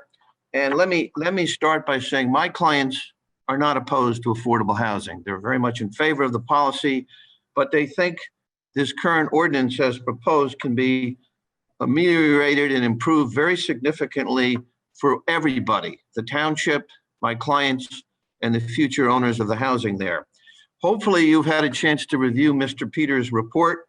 I direct your attention to page 12 of his report, where we make, in relative terms, fairly minor changes that will be significant for our clients. Specifically, if you look in page 12, we've asked for two things. We've asked, one, that you reduce the height of the units from 45 feet to 35 feet. Second, we ask for the creation of a 100-foot wide conservation easement area, which will be significant benefit for all in terms of visuals and all the appropriate benefits that come from a conservation area. I know Mr. Bernstein said that you need to go back to court, but I think this is something that doesn't take away from the project per se. But I think if you have the courage to look and help your residents, I think it would be a tremendous benefit for all to allow these de minimis things to go forward. That being said, I'm going to turn the floor over to Mr. Peters, Mr. Mayor, if that would be appropriate. What do I do? All right, I had to unmute myself there. Do you have anything else to add, Mr. Delaney, before I demote you from being able to speak? Well, hopefully you've had a chance to review the very well-written report of Mr. Peters. It is in the record, and I thank Mr. Bernstein, Eric Bernstein, for allowing us to submit the program. I think it's very, very professionally done, and it doesn't take away from your. We know the tremendous pressures, Mayor. I know the pressures you're under, having been a past mayor of Morristown. I know the tremendous pressures you're under to get things done. But I think if you can do things in a very symbiotic way that helps everyone, I think this would be very, very good. And I think the court would welcome something like this to improve the project for everybody. So that being said, I'm going to turn it over to a professional, Mr. Carl Peters, our planner. All right, Mr. Peters, before you speak, Mr. Bernstein, do you have any other comments, or would you like to wait until after Mr. Peters speaks? I'll wait till the end, Your Honor. Okay, Mr. Peters, the floor is yours. Thank you, Mr. Mayor. My name is Carl Peters. I'm a professional planner, professional engineer with offices in the Ford section of Woodbridge, New Jersey. I was asked by my clients to review the Hillsborough land use ordinance, as well as the master plan and this new proposed MFID-1 district, because they were concerned, frankly, about the density of the development, which is adjacent to their homes, and concerned about the visual impact as well as noise and other considerations. We went into reviewing this knowing that the town is in need of meeting its affordable housing obligation, but there are a handful of properties that are more greatly impacted by the size and the close proximity of the units that are proposed, and that my clients live on Huey Lane, sort of on the easterly end of Huey Lane and near the southeasterly corner of the MFID tract, and also the folks that live on Valley Road that are sort of, the project is wrapped around their homes. So I also looked at a concept B plan that was provided by the Townships planner, which is a first attempt to see if everything fits on the site in accordance with the ordinance that's been proposed. And there's sort of a couple interesting features on the site. The property, as you know, is sort of wedge shaped with the narrower end on the west end of the property, and the southerly side of the lot runs along the backyards of the people who live on Huey Lane. The property is also covered in some wetlands. There's a section that runs sort of diagonally across from left to right, from the northerly line to the southerly line. And then there's other wetlands sort of on the southeast corner of the tract. There is one spot between these two wetland areas that there are no wetlands or wetland buffer areas. And that's right in the area behind my client's lots. So that's an open area. Right now, the wetlands are somewhat protected because there are DEP restrictions against building there. But there's sort of a no man's land between these wetland transition areas near the southerly, southeasterly corner of the tract. And my thought was that we could provide better buffering to the people on Huey Lane by completing that gap, which is natural area because of the wetlands, leave it in its natural condition, and thus provide more of a buffer for the existing people in the R zone, which is roughly a little bit less than an acre, 1 unit per acre density, versus the density on the MFID tract, which is almost 10 times as great. So by leaving a natural buffer there, we would help to buffer the new homeowners with the old homeowners and vice versa. The other thing is that the R district, which includes both the people on Huey Lane and the folks on Valley Road, that zone provides for housing which has a height of 35 feet, 2.5 stories. The proposal in the MFID 1 zone is to allow for 3-story structures of 45-foot height, both the apartment units and the townhouses.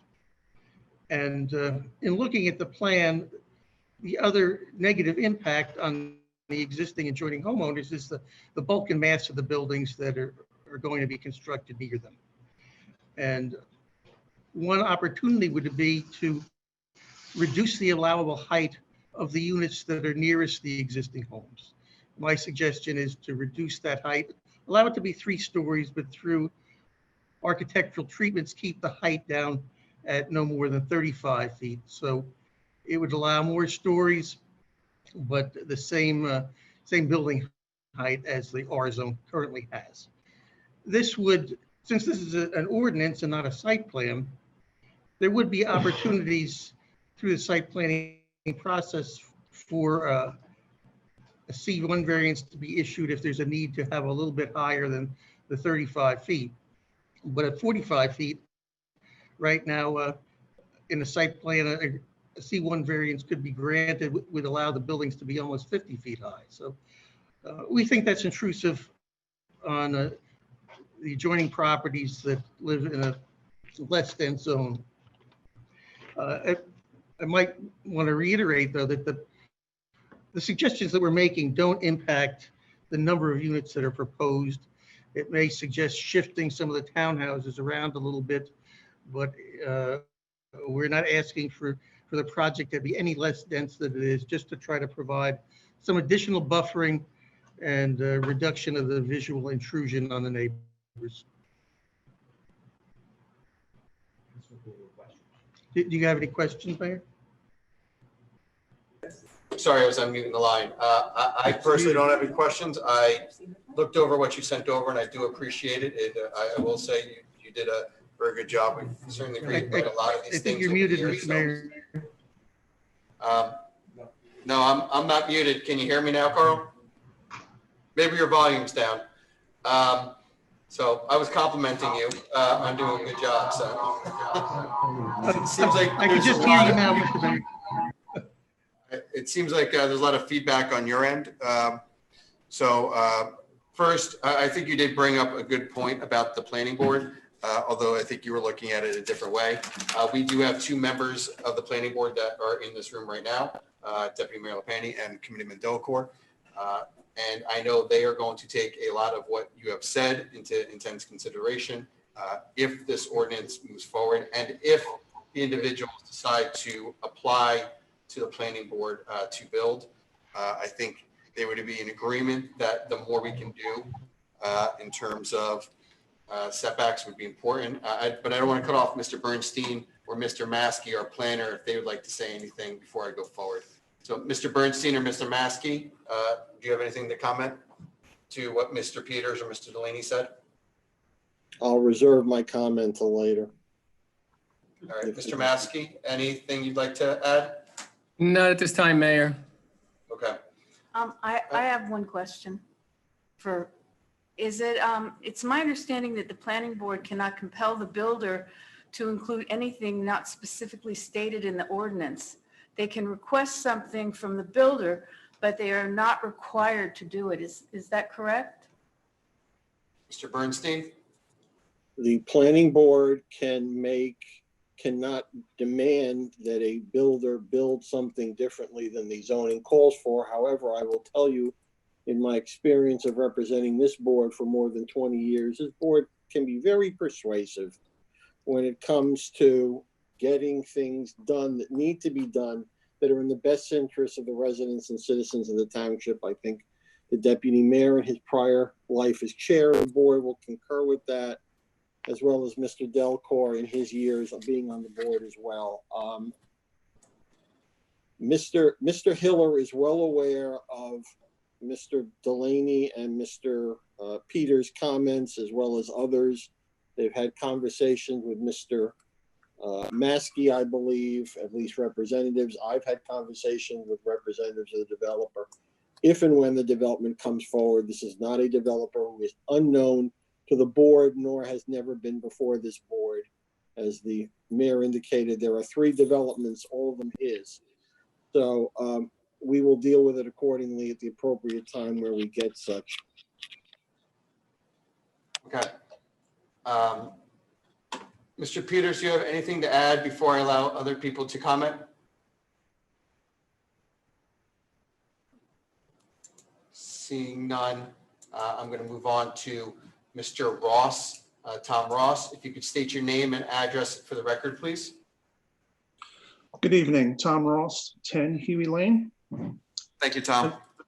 I'd just like to start off with reminding everyone the year 2003, specifically the property off of Valley Road, there was a request to change the zoning in order to establish a 55 and older community. At the time, the township had various concerns and the application was eventually withdrawn. To note, the 55 and over community was less than half the size of what's being proposed. Valley Road property is directly adjacent to the AeroPress property, which stores a variety of flammable gases on site, which I'm sure you're aware of. And as per recent satellite photography, there were about 30 large storage tanks on site.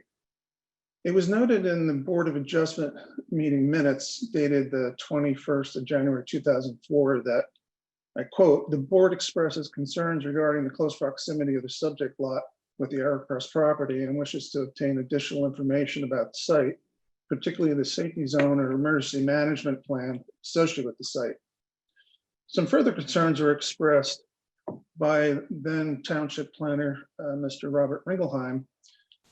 Mr. Ringelheim sent a letter to the Canada Land Company, which owned the property off of Valley Road, dated December 15th, 2003, and he had this to say, and I quote, "The existing development pattern indicates that the subject property is located in a transition area between rural development and open space to the north and the developed core of Hillsborough to the south as previously indicated. The proposed development would be an exception to this pattern, extending the limits of the core area, which does not reflect proper planning. It is also noted that there would be a potential conflict created between the proposed age-restricted development and the adjoining industrial area." And I'd just like to repeat what he said, does not reflect proper planning. So my question is, what has changed since 2003? Why is this new proposed development even being considered at this particular site of the Valley Road, taking into account the previous concerns brought up by the township back in 2003 and 2004? Thank you, Tom. I appreciate your comments and your question. The biggest reason why this is now being considered again, and not to continue to say it is affordable housing. Mr. Bernstein, if you'd like to talk about what's changed since 2003, you can. I don't know if we need to, but certainly the township's obligation has changed dramatically since 2003, back when in the late 90s, early 2000s, where affordable housing was built and it was called Coles and Lowe's. That was considered affordable housing by a prior township committee in the late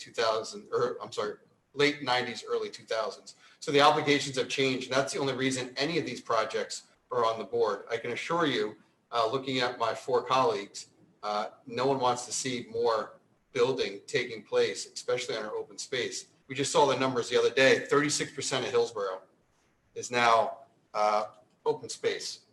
And the fact that the state legislature and the courts are allowing these buildings to take place, it's a shame. Number one, someone who's born and raised here, it's sometimes counterintuitive to what makes sense in terms of what the courts are allowing here. But before I get myself in more trouble with Mr. Bernstein, are there comments that Eric, that you'd like to make for Mr. Ross? I would echo the mayor's comments that what has made a difference between 2003 and 2020 is affordable housing. The courts have reviewed this. A special master who was herself a planner and involved both as a planner on behalf of the courts as well as on behalf of municipalities elsewhere, reviewed the property, and we understand it's a transition situation, but that's what's driving this situation today. So I guess, I completely understand the affordable housing conundrum that you're in. I'm just unsure. I know this is the first I've heard that the court planners had reviewed the Valley Road site specifically, but it was my understanding that the township had looked around and came up with specific sites that would be appropriate. And I would imagine due to the closeness of infrastructure of water and sewer and things of that nature. I didn't think the court was in the business of mandating which particular properties were being built on. I thought that was really up to the township. Mr. Ross, that's a great point that you brought up. Eric, maybe if you could just talk about how the process of interveners take place. So I don't want Mr. Ross to think, or anyone on the call to think, that we actively seek out these, sort of how the process takes place for affordable housing. I will try to be brief, Your Honor, with that being an oxymoron coming from a lawyer. Let's see a little laughter at least. In 2015, after multiple attempts by the Council on Affordable Housing to create rules for what ostensibly has been round 3 since 1998, the Supreme Court of the state of New Jersey threw up its hands and said, "We've had enough, we are taking over," in a case which was known as In Re NJAC 5:96 and 5:97. And what Justice LaVecchia and her colleagues decided ostensibly was they were going to run affordable housing.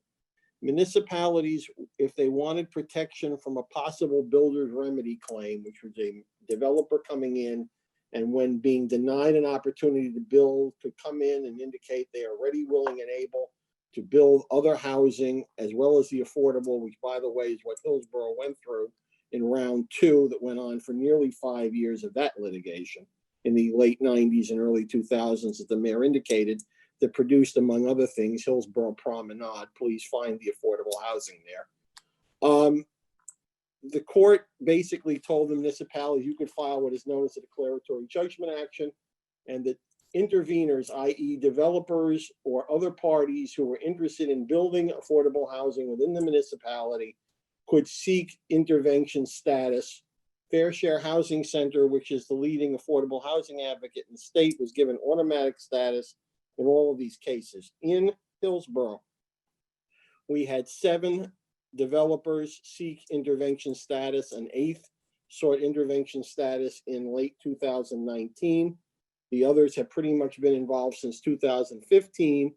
And what the township has been engaged in the last 5+ years, which ultimately led to where we are, and the Fair Share Housing Center settlement and others, were negotiations conducted ostensibly between the interveners, township representatives, and the court special master, originally Betsy McKenzie, and when she retired, Beth McManus.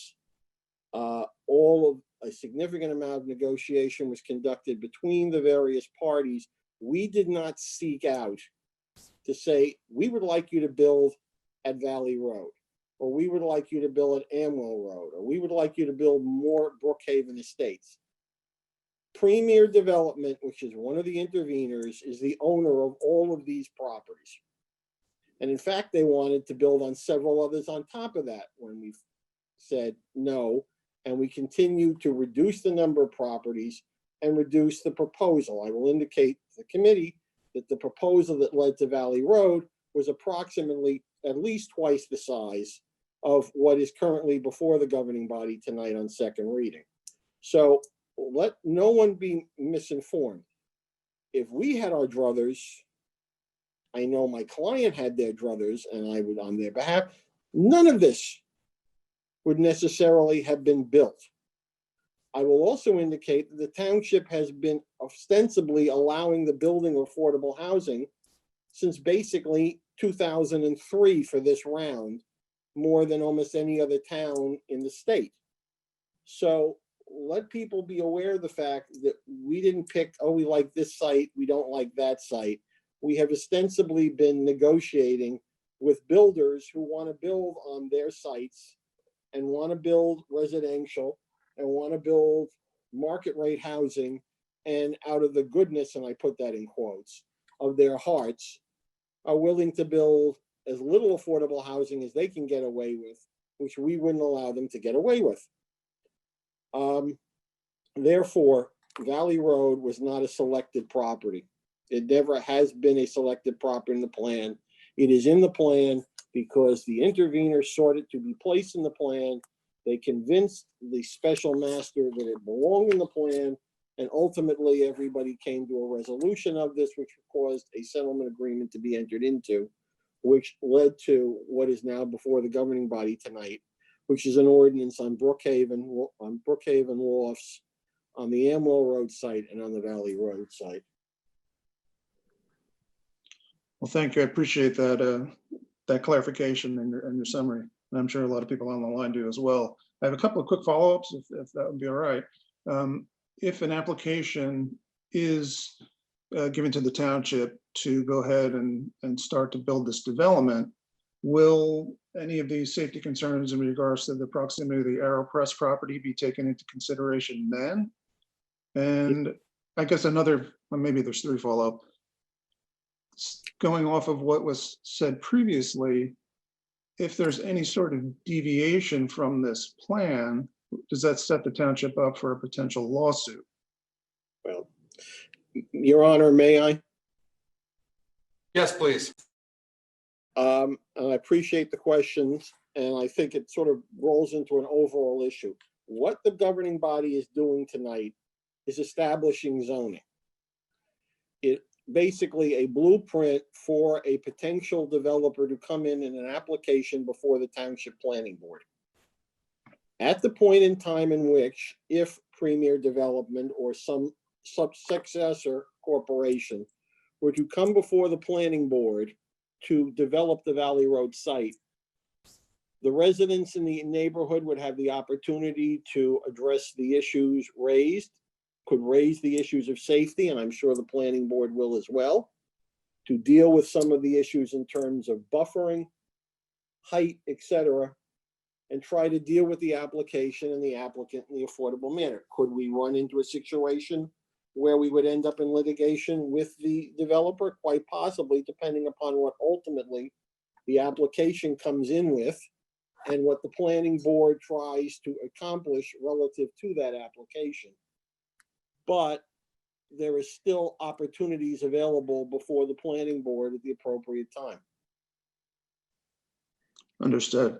I'm trying to be brief, but unfortunately, I think I'm failing at that. One other quick comment, and then I'll turn it over.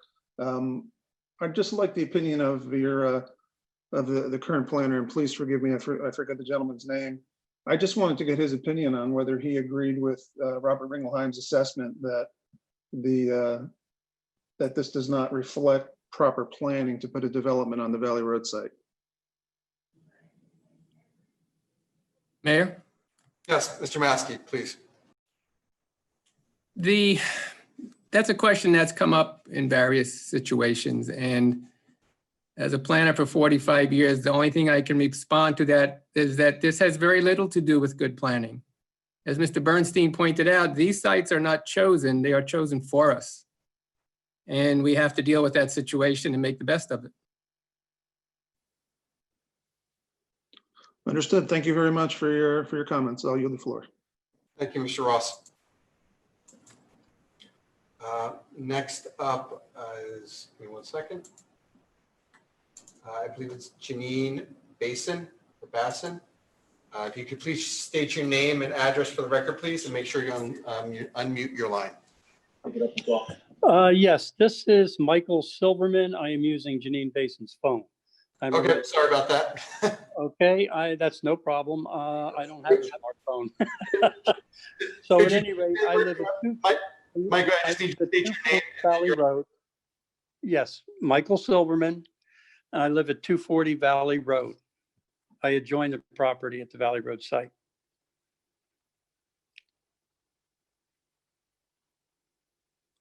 Okay, please go ahead. Okay, two things that I want to bring up is on a news release of April 14th, 2020.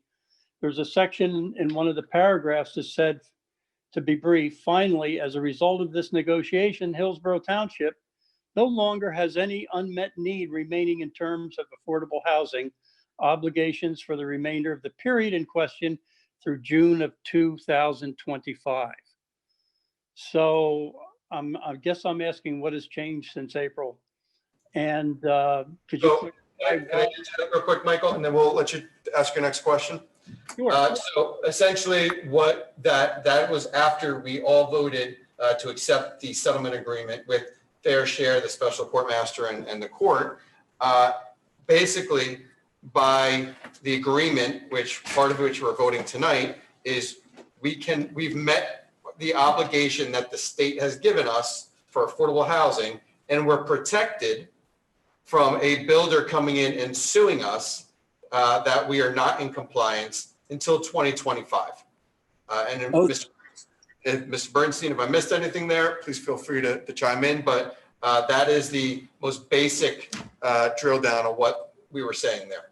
I believe, Your Honor, those were my words. The township doesn't have an unmet need, which means that we are not obligated, except in very limited circumstances in the town center district, to provide for affordable housing anywhere else in the municipality through at least July 1 of 2025, which is the end of this round, and quite probably until another round and whatever comes about are addressed at that point. Thank you very much for that clarification. One other point that I have that on the development with the maximum number of units in the district for the Valley Road site would be capped at 223 with a minimum of 34 units meeting the affordability standards.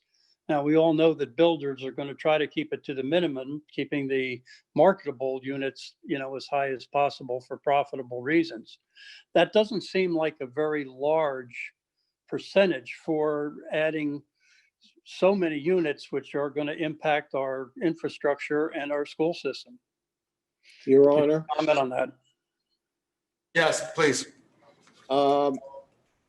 You missed, sir, the other half of the situation. Not only are we getting 34 affordable units, we're also providing an additional minimum of 27 supportive housing needs bedrooms for our supportive housing community. The number of market rate units is capped at 181 total. The numbers I realize don't totally add up because there's an issue about how the supportive needs bedrooms are going to be interspersed. But the number of affordable housing units, you also have to take into account the supportive needs units, and the municipality gets credits, bonus credits for providing supportive needs housing. within this community and throughout the township. Well, I do realize that that is a needed thing, and I applaud the township, and I realize that we do really need to provide this housing. But all of these units that are being built with X number of bedrooms, some affordable, some marketable, some special needs, it's still going to impact the infrastructure and the school system. And right now, we know that these tax burdens that the residents are facing are getting crucially difficult to put up with. I don't disagree with you, Michael. However, the courts, to my knowledge, have never, ever taken into consideration school-age children coming into the district. And that is one of the great unfunded mandates when it comes to affordable housing from the state of New Jersey. It is certainly disappointing that we don't get anything. Infrastructure, we've talked about it for years, how these projects should be prioritized on areas where we know that there are jobs and mass transit. And again, that's not what's looked at. Mr. Bernstein spoke about that with the vacant land analysis. The things that Hillsborough has working against us is that, as you can see from the sign, we're one of the best places to live in America, and we have vacant land. And it's those two that have made Hillsborough been looked at very closely by developers. Now, again, the good news is 36% of the town is off limits to developers, just an open space. And I want to thank not only this dais, but of course, the county and daises before me that have had the forethought to buy as much property as possible. But it doesn't mean our obligation goes away. And that's why we're here today. But again, I can't stress this enough. The states and the court are not concerned about the obligation that it has on our school district. And that's a shame. It really is. I sympathize with you, and I know that you sympathize with most of the residents that are facing these burdens. Several of my other questions, I did send an email to the Township Committee through Pam Borick, and there were 8 points on that. I don't know that you have these in front of you, but I do realize that several of these points do point to problems at the planning stage and not necessarily in the zoning issue stage that we're faced with right now. I'd just like to state for the record that I do oppose changing the zoning. I'd much rather see the property go to something that would create jobs and not children and cost to our infrastructure and the school system. No, thank you for the Michael. Traffic is also, a big concern. Ms. Borick is going to read your letter into the record. Oh, that's someone else. I'm sorry. Do you want me to read his too? No, we have yours and we can take a look at that as well. But I do appreciate your comments. Okay. Thank you, sir. Okay, very good. Thank you. Thank you. Okay. Next up is Michelle D'Amico. Michelle, if you could state your name and address for the record, please. Michelle D'Amico, 33 Huey Lane. Thank you. So I just wanted to bring this down a notch for those of us who are not attorneys or planners or builders, and just make sure that those of us that are not on that level have a simple understanding of where it's at in the process. First of all, I appreciate so much everyone on Huey Lane who did do their homework and has a better understanding, because it's really helped me, and I'm sure others on this street understand who are listening, a little bit more of the specifics and legalities of it. But somebody mentioned earlier that you guys were presenting a blueprint for a builder to then come in and propose to build. Is that correct? Sorry, I was unmuting ourselves. No, we are only making a zone change. What has to happen next is if the applicant wants to build there, they would have to apply to the board, the planning board, and then that process starts with ample opportunities for members of the public, including everyone on Huey Lane, to make comments at that meeting. And Michelle, I'm glad you said something too, because I have had conversations with many residents in that general area, and I have to appreciate all the comments that everyone did make as I had conversations with them. Everyone was extremely respectful, and you do have a great neighborhood over there, and I do appreciate everyone's conversations that I had. I do want to make mention of that before we go any further. I appreciate that. So again, just to understand, the township is the one that has picked this parcel of land, is proposing what will be built on it, and then waiting for someone to come in a builder or someone else to apply to build here. Is that correct? No. Not correct. Again, to what we spoke about before, is that a intervener, in this case, I believe it's Premier Development, Yep. basically went to the courts and said, I have a property to build on. I want my property considered for the affordable housing. We did not pick it. It was them approaching, saying, I want to allow housing to be built here. And again, and Mr. Bernstein, I mentioned this, this was the town, this was our special court master, and this was Fair Share Housing and developers coming in. And Fair Share Housing, and I know you mentioned this, Eric, so I apologize, is that they're basically the group that was appointed by the courts for the state to ensure that every municipality meets their, what the state says is our obligation to build affordable housing. So, So Eric, did I miss anything there? No. Okay. I think for again, those of us who are not on the level of some of the previous people that spoke regarding the legal aspects of it, we're trying to have an understanding of where exactly it's at in the process and what say we actually do have at this point. Obviously, we all in this neighborhood built our homes. We all moved here at the same time and built our homes 20 years ago. And we picked this property based on the fact that there was preserved land around it and that we were pretty much guaranteed at that point no building could ever occur on that land. I know there was a factory back there. I know that there's a railroad back there, and we've all written letters with the same, facts and complaints that we have about what would change. But really, the bottom line for Huey Lane is that you're severely going to affect our property values. When you take away what we bought this property for, and we all paid extra for our lots based on where they're located, you're going to devalue our properties. The residents who've been here for 20 years, paying the taxes and living on this street in this town. You remove those trees, we're going to be listening to that train. There's no barrier there. Somebody earlier mentioned 100 feet conservation area. 100 feet is nothing. That will do nothing to subdue the sounds that we're going to hear from the construction or from the train in that area. I mean, it legitimately comes right up to the back of those properties. I'm sure you would not want that in your backyard.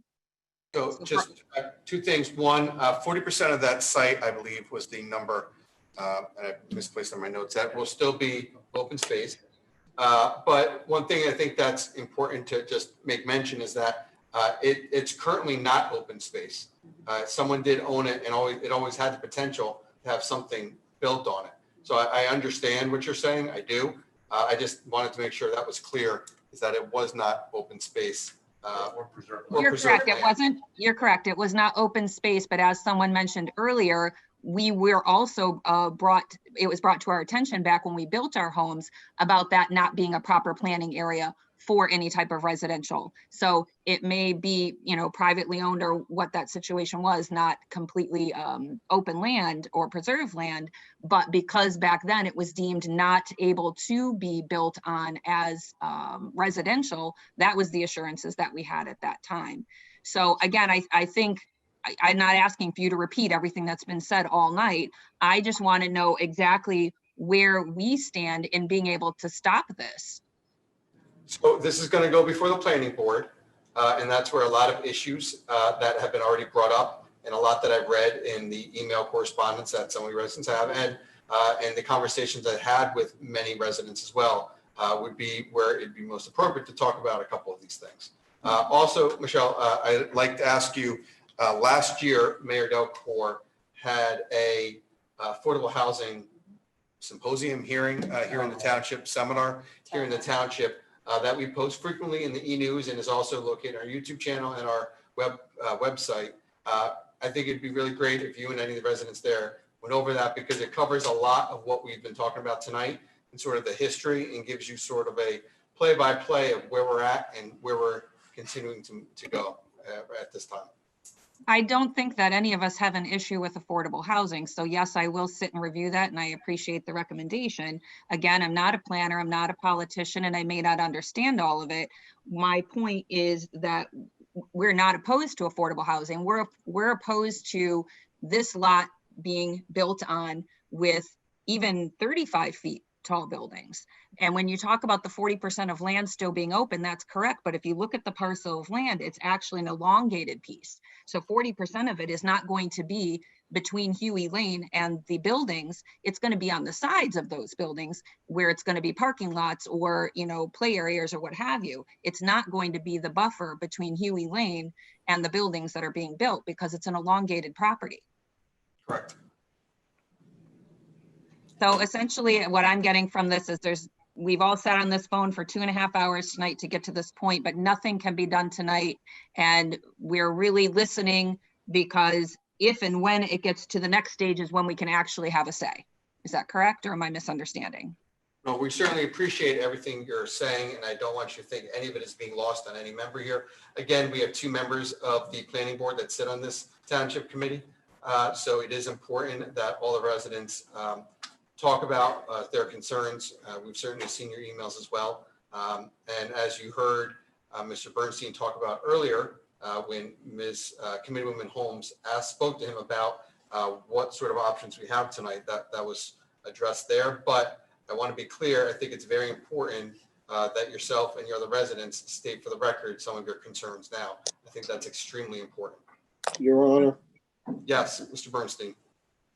if the governing body were to adopt this ordinance, there are other options available to residents to consider. Obviously, I'm not going to go into them, but they have rights as well and can potentially look to pursue them. But as for what happens after this board adopts, if this board adopts the zoning ordinance, and if, and I underline the word if, the developer comes in with an application, they will have an opportunity to deal with the application before the planning board. I appreciate the clarification. I don't think it's necessary for me to read all the points in the letters. I'm sure that you have them and we've all listed many of the same points. So I don't think that's necessary for me to have to do right now. Unless I have to legally tell you each of those points. It is in my email that I sent over.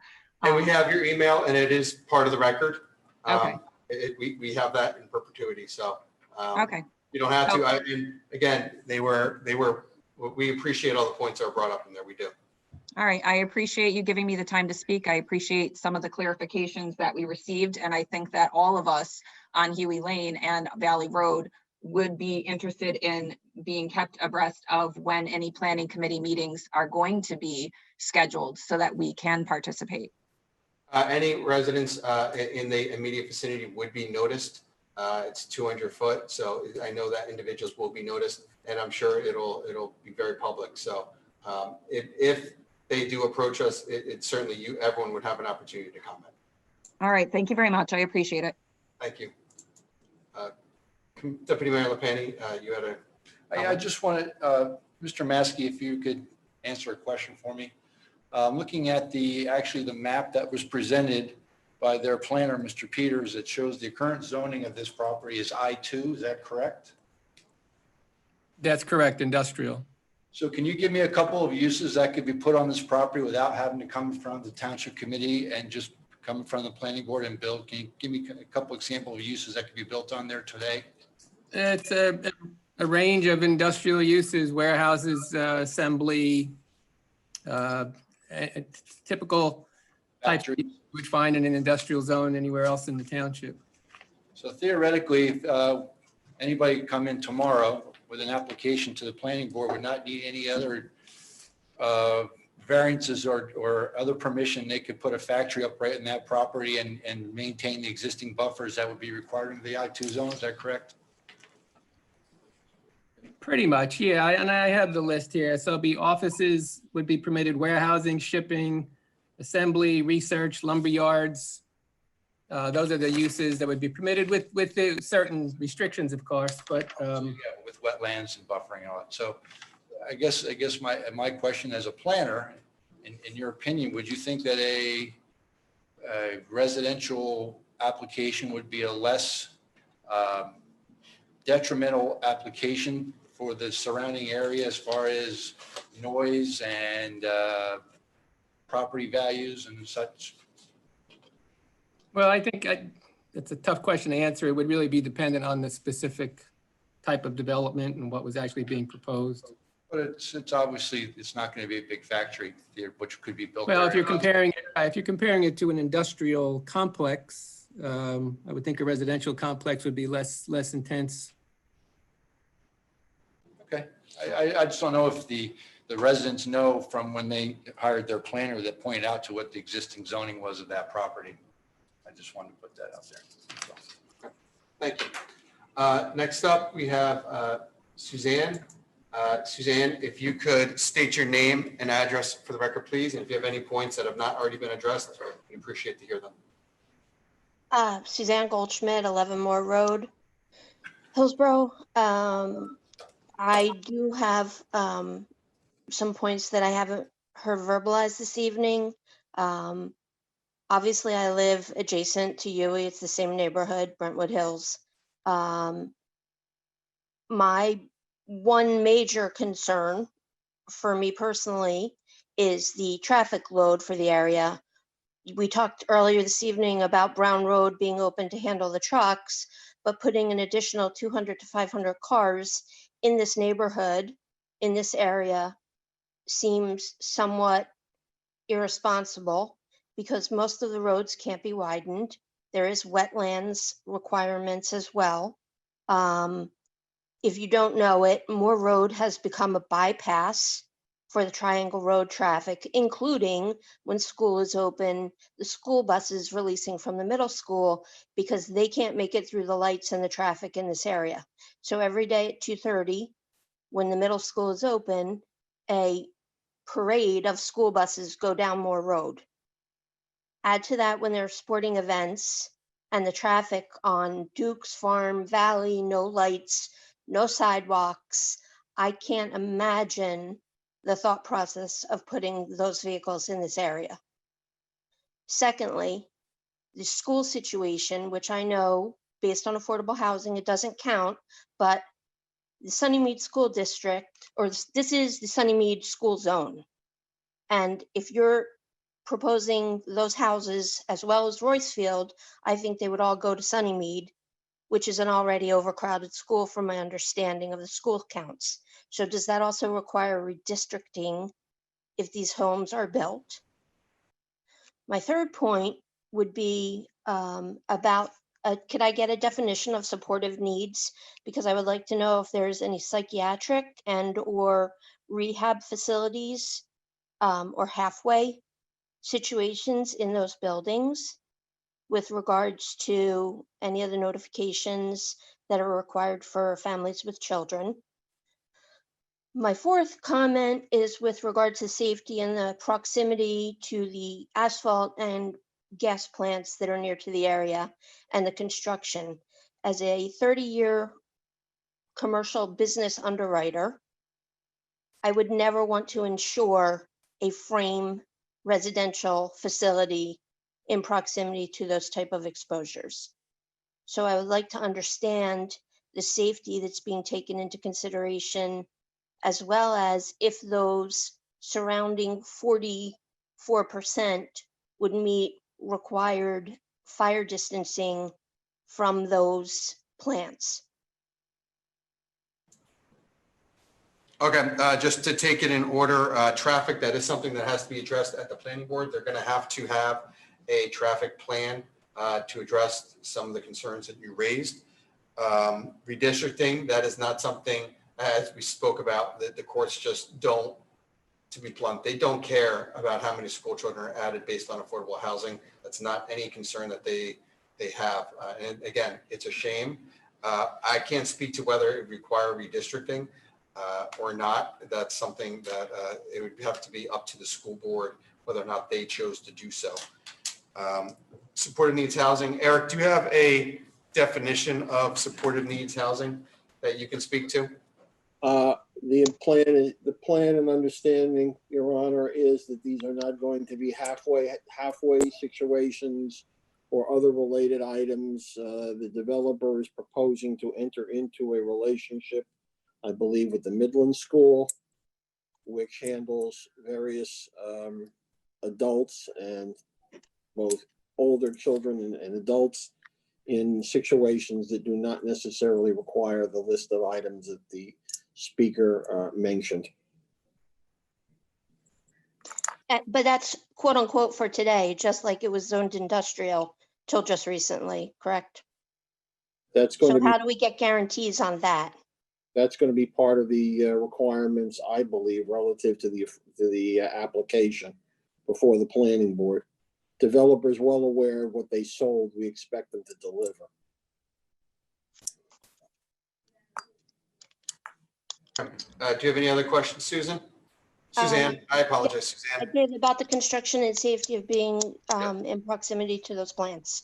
I think that's something, again, that should be and will have to be spoken about at the planning board.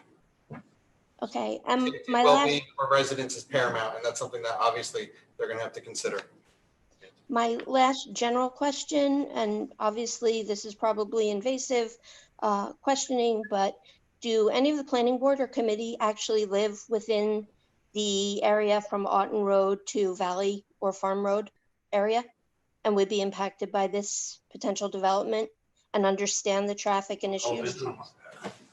We do have a member on this body who does. Okay. Hopefully they're giving you the information that the roads can't handle it. Thank you. Okay, next up, Patrick McCarthy. You can state your name and address for the record. And again, any items that have not already been previously covered. Good evening, Patrick McCarthy, 9 Warner Drive. Now, I'm not going to beat that horse. I think you've heard most of the arguments. You've heard pretty much the concerns of all the residents from this area. Certainly in support of affordable housing, definitely in support of the people with special needs. I actually work for Matheny Medical and Educational Facility up in Peapack Gladstone, and I support that strongly. And we work in collaboration with Midland. And the type of housing they're planning on putting there would be essentially what we consider group homes for people who have to find a place to live once they no longer can live in one of these facilities. So that's a great thing that Hillsborough is deciding to do. I do not think that is the location. My personal opinion, I think it's irresponsible of this committee, no disrespect meant, to even consider changing this from commercial to residential, regardless of what the lawsuit and the agreement with the state has been settled upon. There are other properties they could develop this on. I hate to see this one be the scapegoat for it. Really, like I said, I don't have a lot more to say that I do not support this type of development. As the great Peter J. Biondi once told me on one of our many trips down to Trenton, I would like to see all 5 of you members have the intestinal fortitude to stop this at this level. And I know for a fact, looking at all 5 of you, and you look at my record, I voted for every one of you. I've continued to vote for you. I believe, Mayor, you're the only one who's on the ballot for this fall, but I will consider every time I see each one of your names on the future ballots based on tonight. Thank you. Thank you. Okay, next up, John Beggiato. Again, John, if you could state your name and address for the record, please. And any topics that have not been covered so far, we appreciate it. John Beggiato, 62 Peterson Road. In the ordinance under consideration, where does it state the number of market rate units that are being developed? I know we talked about the Brookhaven Lofts, but I'm looking at this ordinance and I don't see it anywhere. It's a 181 for the properties that individuals are talking about right now. Okay, but why aren't they stated in the ordinances? Honor. Yeah, Mr. Bernstein. If the gentleman in question would look, if he has the ordinance as to section 188-113.8D, you will notice 2 toward the bottom of that page. It says maximum residential units in the zone. A, total units 223 inclusive of the affordable housing obligation. B, market units 181. 181. It's also, it's also in the settlement agreement, sir. Does that answer your question, John? Yes. Okay. And anything else? Nope. Okay, No, all thank you. right. Thank you, John. Take care. Next up is Mr. David Brook. Again, if you could state your name and address for the record, please. And again, cover items that have not already been addressed. We'd appreciate it.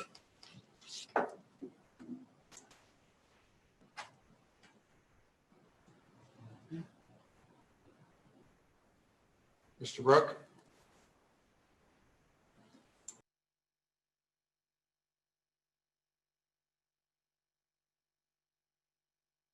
We're going to demote Mr. Brook and then I'll come back to him since can't hear him right now. We're going to go, Mr. Delaney, you already had a chance to speak, so I'm going to go to the other ones who have not spoken yet and then come back to you. Dale, you're up. If you could again, items that you had not already spoken about. Yeah, thank you. Everyone can hear me? Yes, again, I need your name and address for the record though, Dale. Yeah, very good. Dale Heinrichs, 398 Farm Road in Hillsborough, New Jersey.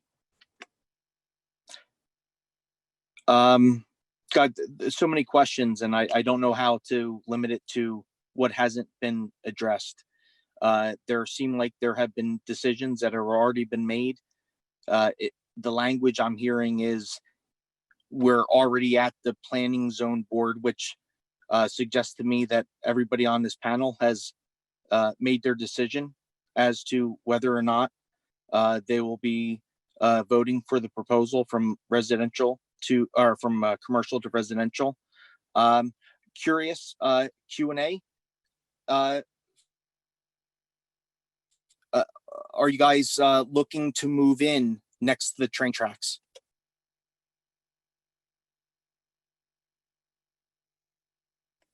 Frank, I can't hear you. I had to unmute.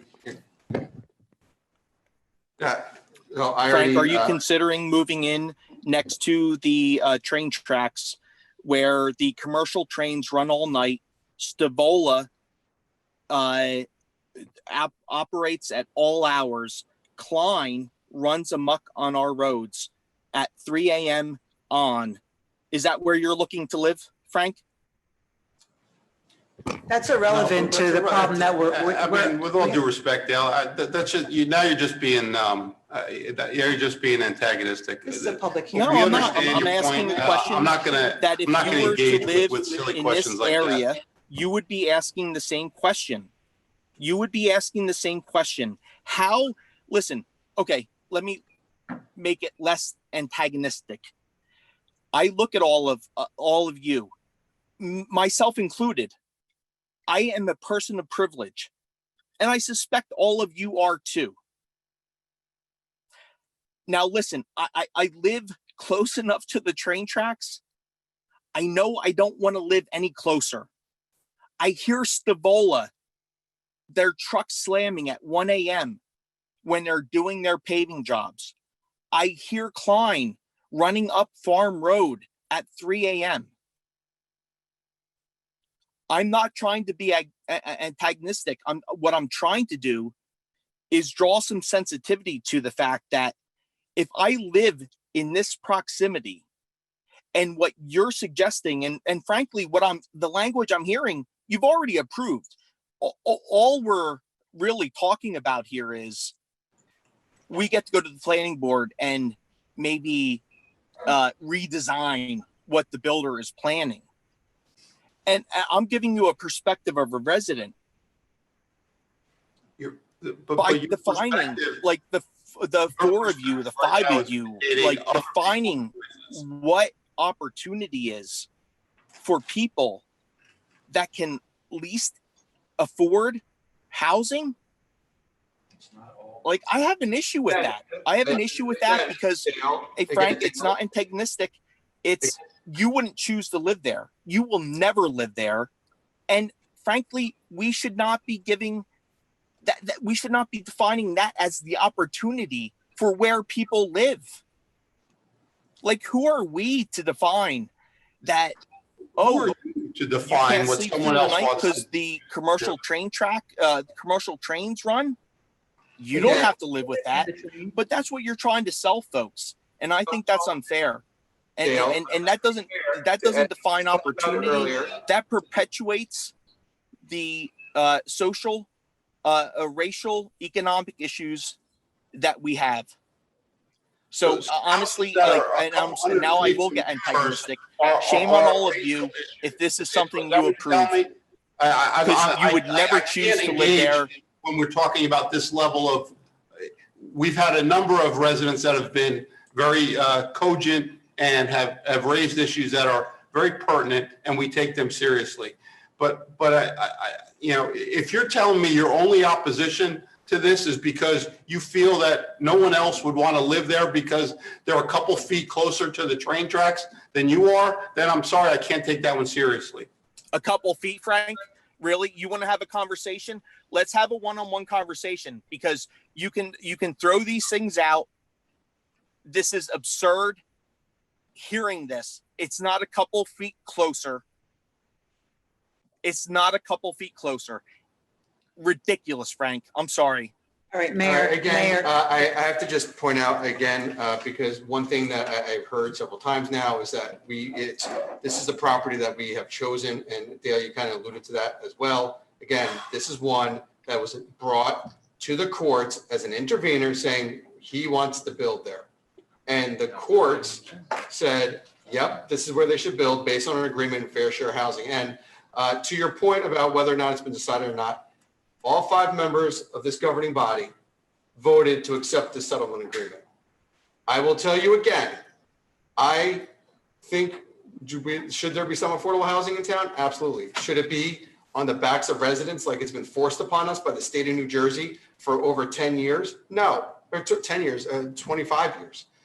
This governing body and the governing bodies before me, both Republican and Democrat, it doesn't matter party, have tried to stay on top of the affordable housing mandates that changed almost monthly from the state of New Jersey. There was a period there where it kept going back and forth. It felt like monthly, maybe it was bi-monthly that they were going for. So believe me, we are extremely sympathetic, but there's also realities here. And I just want to be clear again, a developer went to the courts to build. Hillsborough didn't go and say, this is the best property in the world to do this. That is just a misnomer. But what I'm Mayor, not can I ask you a question in regards to that? When I'm So done, did the mayor? Hold on, let me finish, please. What I'm not going to have is this back and forth. I'd be happy to answer any additional questions that are pertinent, but we're just not going to engage in this back and forth like that. It's not productive to what any of the residents want on either side to try to make this a better situation. So, Dale, That's fine. What's your next comment, please? I appreciate it. Dale, Yeah. you wanted to say something else, right, Dale? No, I'll schedule time with each of you. I disagree with what residents want versus what you want. I don't know that the court mandate required that we provide low-income housing along train tracks. Hillsborough is a big area. It just feels, it just feels wrong on so many levels. So I'll give up my time. I will set up time. Frank, love to have a conversation with you. Mayor, love to have a conversation with you. I think that my views are consistent with residents, as opposed to what you portrayed as like you not liking and they not liking. It's not a back and forth. This is it's not about, part of it's about our impact. Part of it's about like morality. And if you wouldn't live along train tracks, why would you decide? Why would 5 or 7 people decide that's appropriate for other people with less economic means? And I have an issue with that. Just to be fair, again, to be fair, there are, as we've talked about, and much to the chagrin of some individuals, there's market rate units being built there as well. So it's not, I don't want you to think, no, that's not fair. There's 181 market rate units that are being built there. That's part of this ordinance. There's only 34 units. 34 units there are affordable rental units. This is not a situation where anyone's trying to force any individual to live somewhere where they don't want.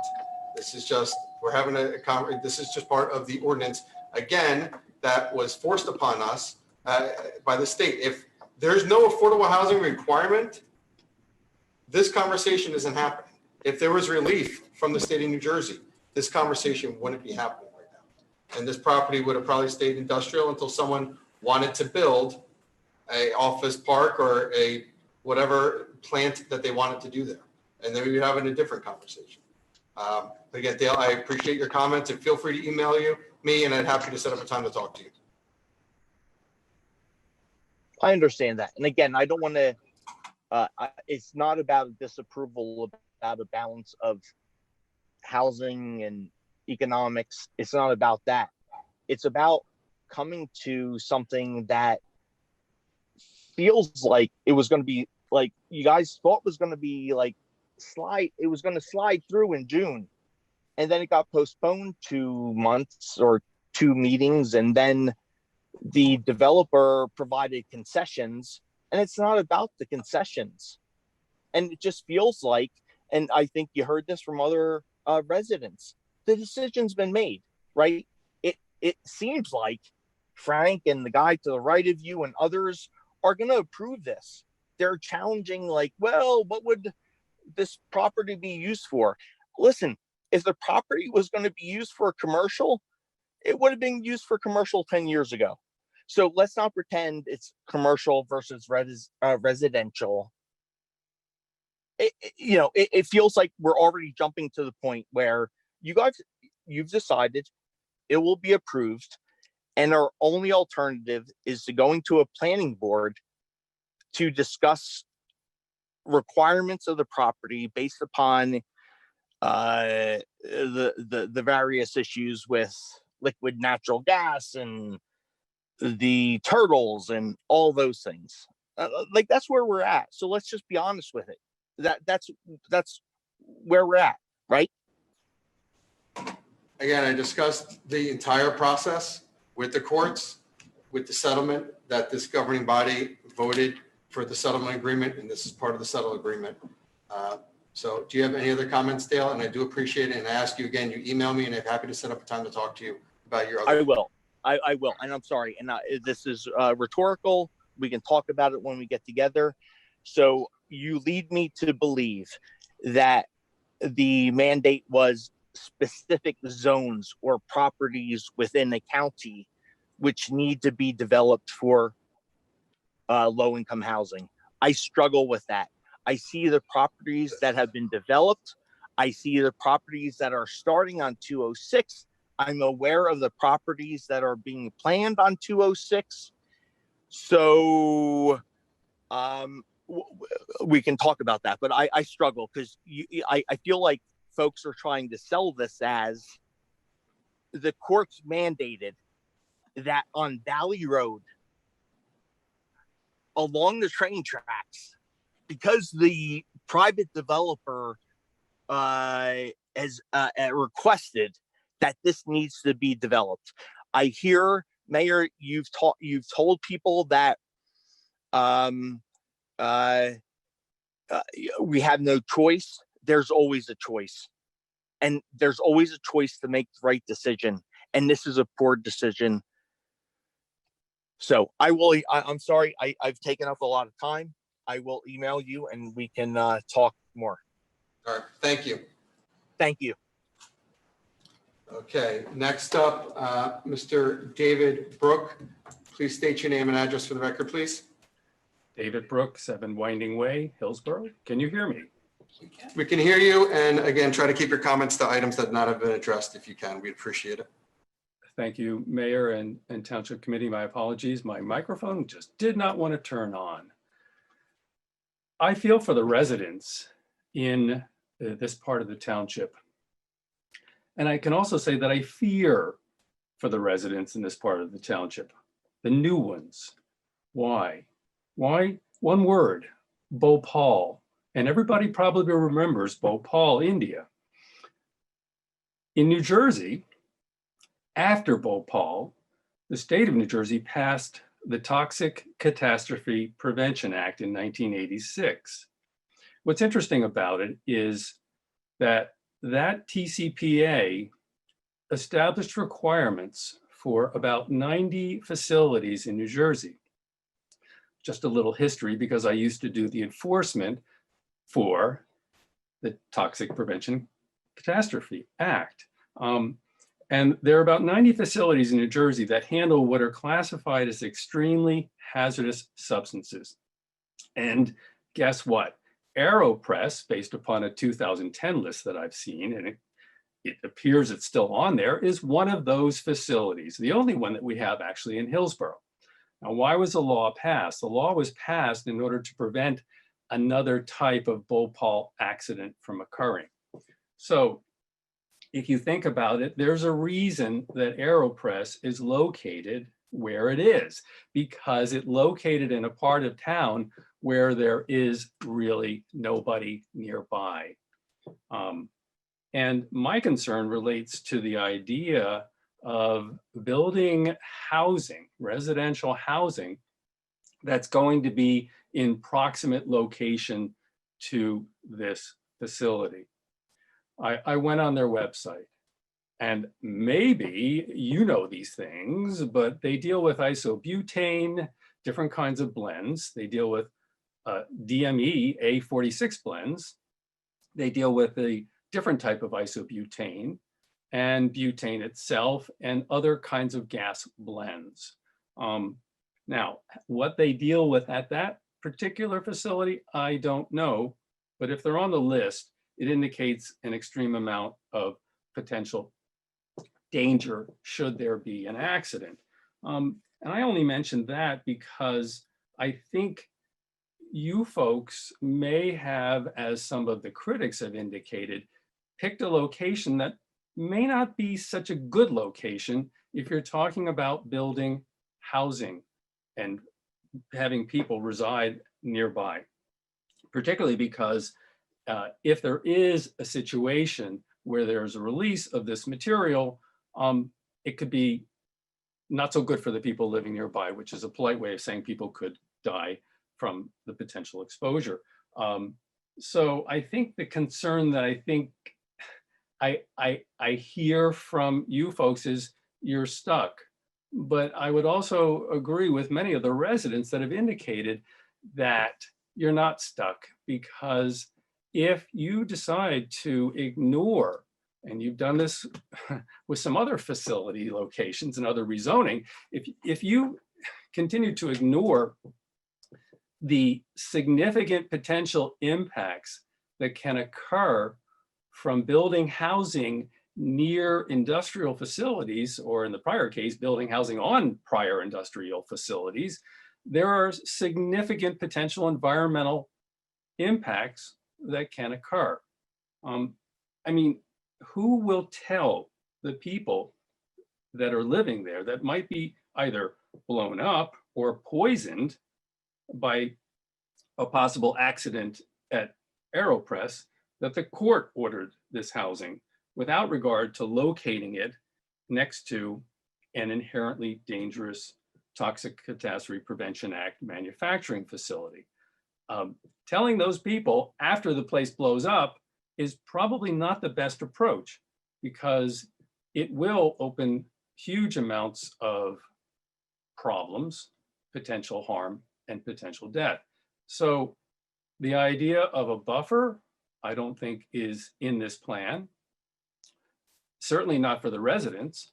And I think you really need to go back to the drawing board to try to look at better locations in the town where you're not going to risk life and limb of people who are going to move into new housing. Thank you for your time. And I appreciate your consideration, again, on an environmental matter that nobody has discussed, and I think is really worthy of discussion. And I shouldn't say nobody on the township side. One of the residents brought it up, but I'm not sure that they were aware that it's on the TCPA list. Thank you. Thank you, Mr. Burke. Okay, Nancy Varga, I think I got your name correct. It's all one word there. So Varga, if the floor is yours, we can state your name and address for the record, please. Yes, it's actually Les Varga. Oh, I'm sorry, Les. That's all right. I'm at 28 Huey Lane, where Nancy and I have lived since July of 1999. I submitted a letter to Ms. Borick dated June 9th that she received on the 5th of June. I believe you do have that for the record.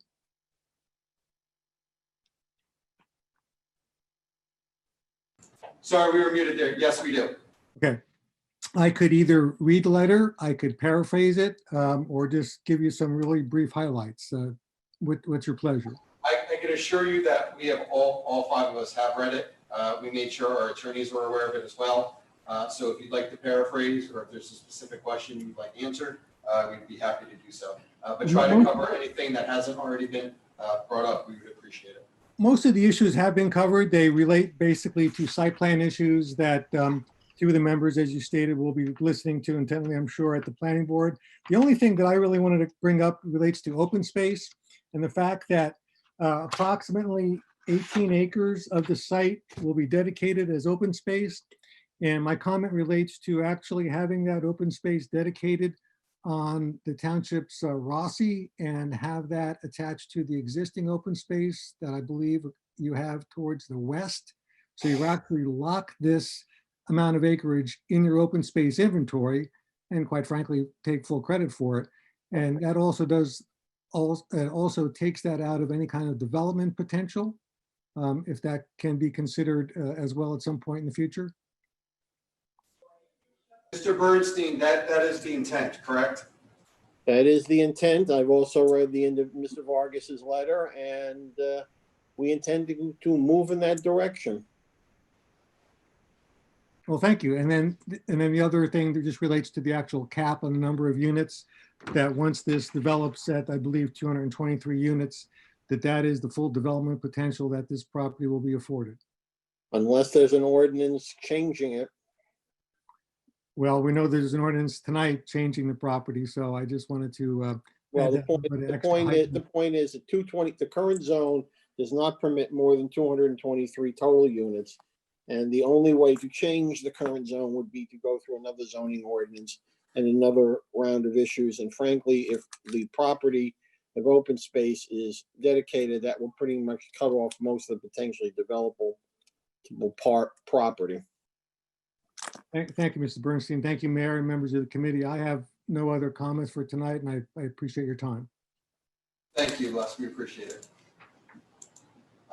Last up this evening, Mr. Delaney.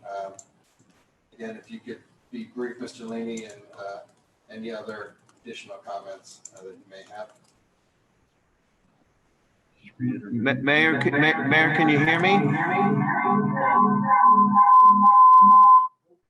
Okay, can you hear me? You have a lot of feedback, but can you hear me? Try again, Mr. Delaney. Apologize. Can you hear me? Good. I'll be very brief. My concern is I hope you'll take our comments that Mr. Peters said earlier tonight and hold voting on this ordinance, because my major concern is once you adopt this ordinance, my clients will be stuck with the 45 feet height and not have the buffer that we're talking about.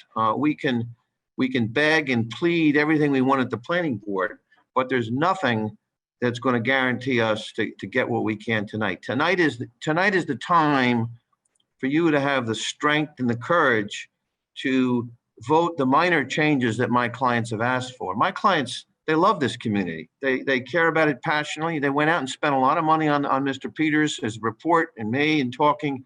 So I beg and beseech you, don't vote this ordinance in and then put us at the mercy of the planning board. And thank you again for your time. Thank you. We have one other individual who just raised your hand, Ms. Gulliford. If you could state your name and address for the record. And again, if you could be extremely brief to topics that have not already covered. Okay, Susan Gulliford, Club Road. I have a question first. One, what was the purpose of getting the 3 units over in that Green Village district? I think you asked what were the 3 units that were being added to? Yeah, why are we adding the 3 units on there? To meet our obligation. And They were- this allows building in a spot, we don't have to build anymore, and they're fitting it into the already existing footprint that they are doing. So it doesn't require any disturbance of any more land. Okay, on section 2, which is the 42 senior units on Amwell Road. This I know would end up being a site plan question, but having the 42 units coming out of there seems like a dangerous spot to add another exit entrance, because LD Construction is already going to be exiting out in that area. There's retail across the road, and you've got the traffic coming out of Manor Drive there. So yes, I know that's a site question, but it should be a consideration there. On section 3, which is the main topic this evening. Your Honor, briefly. Yes, Mr. Bernstein. While I agree with Ms. Gulliford, it is a site plan issue, I would like to, for the purpose of the record, indicate that this is going to be an all-age restricted housing development with generally one-bedroom units within the development, third of which will be affordable. We expect that the number of vehicles on the site, the parking is limited, there are requirements relative to same, and the traffic movements will be coterminous with those that you are normally seeing in a development of this type. So I just want the record to indicate, obviously, it's an issue the developer is going to have to deal with at the planning board when and if they come with an application.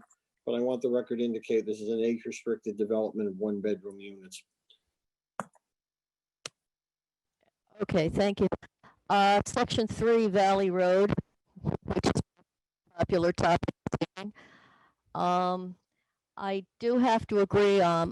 I had a sister who was disabled and lived in a apartment for disabled persons, and to have disabled people in an area that has no transportation, no area to where they can walk to so much as a deli or a pharmacy or a bank, is not the best area in the world to be put. I would like to ask if a link could be posted somewhere for Mr. Peters' report. Somebody said they had found it, but that it was difficult to find. It was kind of buried. We can see if that's something we're able to do. We have to look into that. I don't know. I don't see why not, but we have to look into it. Okay, thank you. I also have a question on the Valley Road one. It states that they can subdivide, that the two homes, which I guess would be the disabled homes, the standalone houses could be subdivided later.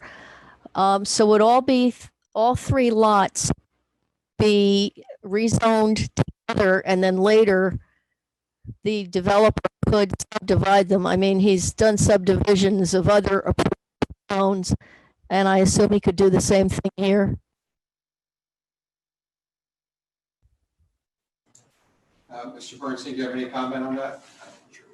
The set aside lot for the possible development of standalone supportive needs housing that could be subdivided will only be subdivided as it related to those 2 houses and nothing else. There would be no further subdivisions. Okay, that's it. Thank you. Okay, we have. Again, I have to, if you've already spoken, if you could be extremely brief, so we can have everyone have a chance. Suzanne, I apologize. State your name and address for the record again, please. Suzanne Goldschmidt, 11 Moore Road. I just have one follow-up question for the gentleman who spoke about New Jersey's ruling on AeroPress being on that list. Can someone confirm whether or not this was reviewed and discussed in the initial planning board and the state settlement? This has not been before the planning board, so it has not been discussed at the planning board. Mr. Bernstein, do you know if that was something that was discussed? There were discussions relative to the proximity of the plant to this property in question. And it will have to be ultimately addressed at the appropriate time in the appropriate place. And that would be the planning board, Mr. Bernstein? That would be the planning board or in another venue. Thank you. So does that give you a potential reason to go back to the fair housing decision that was relayed if it is indeed against a New Jersey ruling because AeroPress is on the list?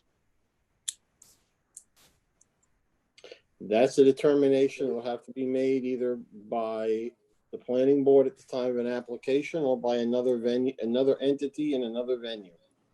It's been discussed, it's been looked at, whether it ultimately will be impacted, yet to be determined. Thank you. We have one more individual.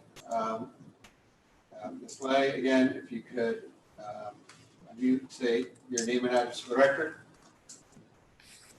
Yes, Tuyan Lei, 4 Ivy Lane.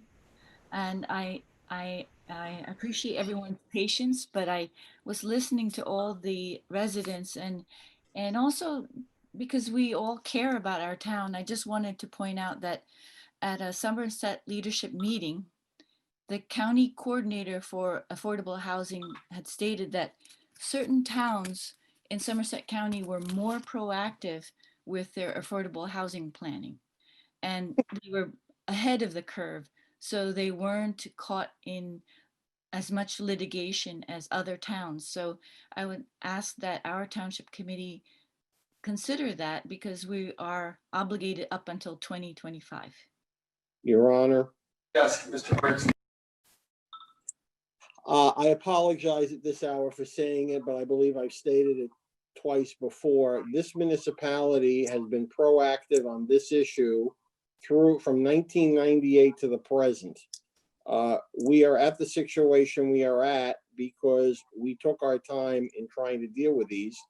We are the last town done. We are not the last town done because we slapped this together at the last minute. We are the last town done because between the number of interveners dealing with fair share housing, which is trying to maximize the total number of affordable housing units, irrespective of the number of market rate units that get created, we have, if anything, been proactive from day one. And the fact that we have so few units left to be built in terms of this, our obligation, shows that proactivity. So I don't want the public to be left with the impression that this was last minute. I've spent nearly 20 years dealing with this, both in round 2 and round 3. This municipality has been exceedingly proactive. It may take longer than people imagine, but they've been proactive. Thank you, Mr. Bernstein. Seeing no other comments, I have a motion to close the public hearing and adopt ordinance 2020-16. So move, Mayor. Second. Okay, we're going to move on to a roll call vote. Committeeman Delcor.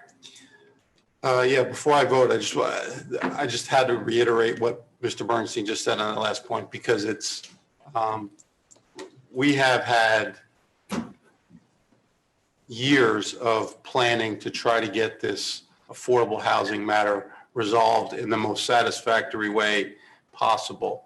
We had a fully conforming plan as of 2010 for the prior round, and we've been working with Fair Share and with the court system and with our court master to try to get the best deal cut for Hillsborough possible. But as Mr. Bernstein noted, we were the last town in Somerset County to get our settlement agreement approved because we were trying to continue to get the best deal possible, not because there weren't transactions in the works.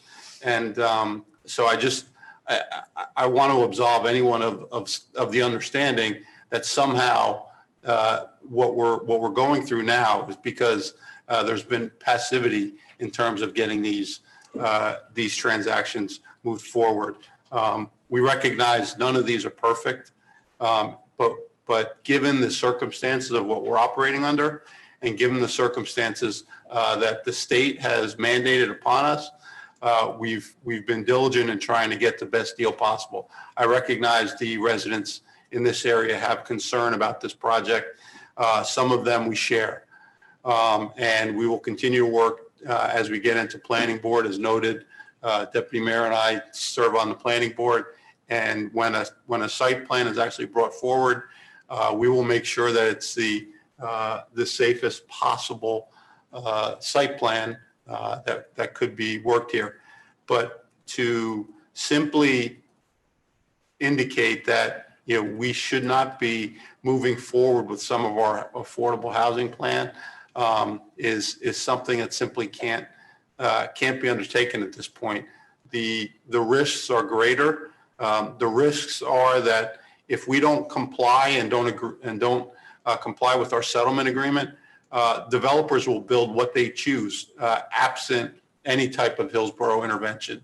And if you think that the building on these types of projects is significant now, you can only imagine what they might be if we didn't have any control over it, because the developers had free reign to build what they wanted. So, so I just, in particular to that last comment, this has nothing to do with the activity level. We've been very diligent in trying to cut the best deal forward, move the best deal forward we can, and we will certainly take the concerns of the residents into account. We always do. There's some we'll work to see how we can amend, but in order to comply with our settlement agreement, we need to move forward. So the vote is yes. Committeewoman Holmes? I would like to say, can you hear me? I would like to say that in this particular ordinance, there are 2 other properties that I don't have a problem with. And as everyone up here has said, I did vote to end this affordable housing problem with the courts. But based on what I've heard from the people in Green Village, I mean, in Valley Road, which I've driven all over and taken pictures of, I feel like the only vote I can come to that has any integrity would be to abstain. Committeewoman McCauley? Just a few notes from me as well. I agree with what Committeeman Delcor had stated. And for those of us who have served up here for many years, that have gone through the painstaking process of the state mandated decisions for every town to incorporate affordable housing, I can speak to the fact that we did fight a lot to get through appropriate numbers for affordable housing to fit into our community, to look for the best spots. And we don't make those decisions on those particular properties. They are owned by developers who do bring them forward. We do need to consider the fact that there's a lot of false information out there on statements that the Township Committee at current is responsible for all of the building in town. We have to abide by zoning regulations, and we also have to abide by change. And with those decisions made, with this painful process that the state has forced onto the township, we have diligently fought with our attorneys and all of our affordable housing professionals, our planner, everybody who is included in this process. And I know it's not a very open process, but it's the process that we're given by the courts for the state of New Jersey. I'd like to make that clear, because when zoning changes need to be approved, it is to abide by our obligation. So with that, I will have to vote a yes to move forward with our affordable obligation. Thank you. Deputy Mayor Lapani? Thank you. Most everything's been said about the situation that we're in. Most people here talk about living here for 20 years. I've been here for 50 years. Most every one of your developments that you live in were grasslands when I lived in this town. So I've seen it grow. I've seen how the neighbors that you had before you were there called to complain about the development that you live in now. How is it going to affect their properties? How is it going to affect their schools? I was redistricted 5 times from the age of 3 to high school, went to 3 different grade schools because of the growth of Hillsborough. Now, part of that's good, right? We have a nice town, we have nice homes, we have a good school system. That's why people want to come here. That's what we can control. What we can't control is where the court mandates where this settlement is going to be done for affordable housing. This one happens to be in an area that is least desirable, probably. I happen to live near the tracks. I hear the train every day. The gentleman asked who lives there. I hear it. I actually know of the development that was built in the 60s that the backyards are right up against the tracks over on Wolf Drive. And quite honestly, I walked it years ago and did landscape for most of those people, and they actually like the train because it says it's kind of, they don't even hear it anymore, but that's them. But in essence, these are market rate houses. It's not all for, we're not forcing people to live in a situation that they don't have a choice to whether to or not to. Kind of like a restaurant. If the food's bad, nobody will go in. So if this house is developed and people walk in there and go, you know what, I don't want to live near the tracks. I don't want to live near possibly a situation where the gas might leak or whatever, they won't move there. And then the developer will go bankrupt or they won't build. So that's part of the free market economy. So I want you to understand that when we work up here, we're here for every Hillsborough resident, not just the ones in your particular zone who are affected by this. It's for everybody. And there's been affordable housing put all over Hillsborough. We can't put them all in the town center where they can walk to a Lowe's or to a deli or whatever. We can't put them all on the northern side of town. We can't put them all on the southern side of town. It has to be dispersed. It has been dispersed everywhere. And we have been diligent on negotiating that fact. So not one area of town falls on the burden of all the development. So I hope you understand that this decision, based on if it was a regular development being built, probably wouldn't happen, quite honestly, because it's not a desirable piece of property like you've all brought up. But this is different. This is the state and the affordable housing, and they don't care, bottom line. And we have the same discussion every time we have a affordable housing come up. The residents come out and they ask, it's going to affect the schools. It's going to affect the roads. It's not the best place to be. It's the same. We've heard the same comments. I don't know, but they've been on it longer than I have, but I've been on the planning board too, 20 years. And it's not perfect. It really isn't. But it's what we have to live with. It's the situation we have to deal with. And unfortunately, I feel obligated, as I'm sure Frank does, Community Delcor, that if it comes to the planning board, we will have the ability to make sure it's right. And that's a bigger obligation that I will take on to make sure that it is done correctly. And as anything that comes in front of me, because I'm from this town, I'm Hillsborough. So I've been here, I'm not leaving. So I will vote yes, but please understand where I'm from. Mayor Thompson. Thank you. Just a quick comment from me. First and foremost, I want to thank every single resident who either listened or participated via Zoom this evening. What I can say is I wish every single one of you who's participating for the first time, and there's a lot of names I've seen, but there's a whole lot of new names. I wish you would have been here with us for the last 10, 15, 20 years as we've discussed affordable housing. Every single time we sit up here at the dais, we're confronted with these builder either lawsuits or these interveners or mandates coming down from the state or court setbacks, or suddenly the court moves the date, says we're about to get approved for builders protection, and then it's taken away. I wish I had every single one of you residents with us reaching out to the state. And I've said this before, and I have to say this again. This is not a Republican issue. This is not a Democrat issue. This has been going on here in town for 25 plus years. We've had both parties run this great municipality. And we at the state legislative level, we've had both parties run our state since the 80s. Lots of people had a chance to protect all the municipalities. And quite frankly, I think a lot of people dropped the ball in terms of protecting towns like Hillsborough. And I mentioned before, we're a victim of our own success. The fact that we're such a desirable town to be in and we have vacant land has made it so that developers raise their hand as fast as possible to put properties in spots that, as mentioned, maybe not be the best spot. I am extremely encouraged by the fact that I hope my two colleagues up here are going to go before, or if this project goes before the planning board, that they are going to be extremely tough on this individual developer.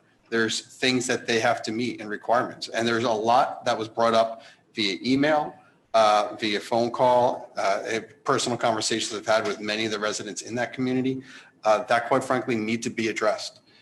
And at no time do I want any resident to think that any member of this body wanted to go say, yes, let's go build more properties here in town.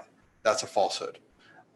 So I unfortunately, based on the fact that I don't want to see us brought to court and forced with a builder's remedy lawsuit, which would make it so basically that we have zero control over the planning process, which would happen essentially if we voted this down tonight, would subject us to being in violation and really put us in jeopardy with the courts for the builders to run even more wild over great municipalities like ours.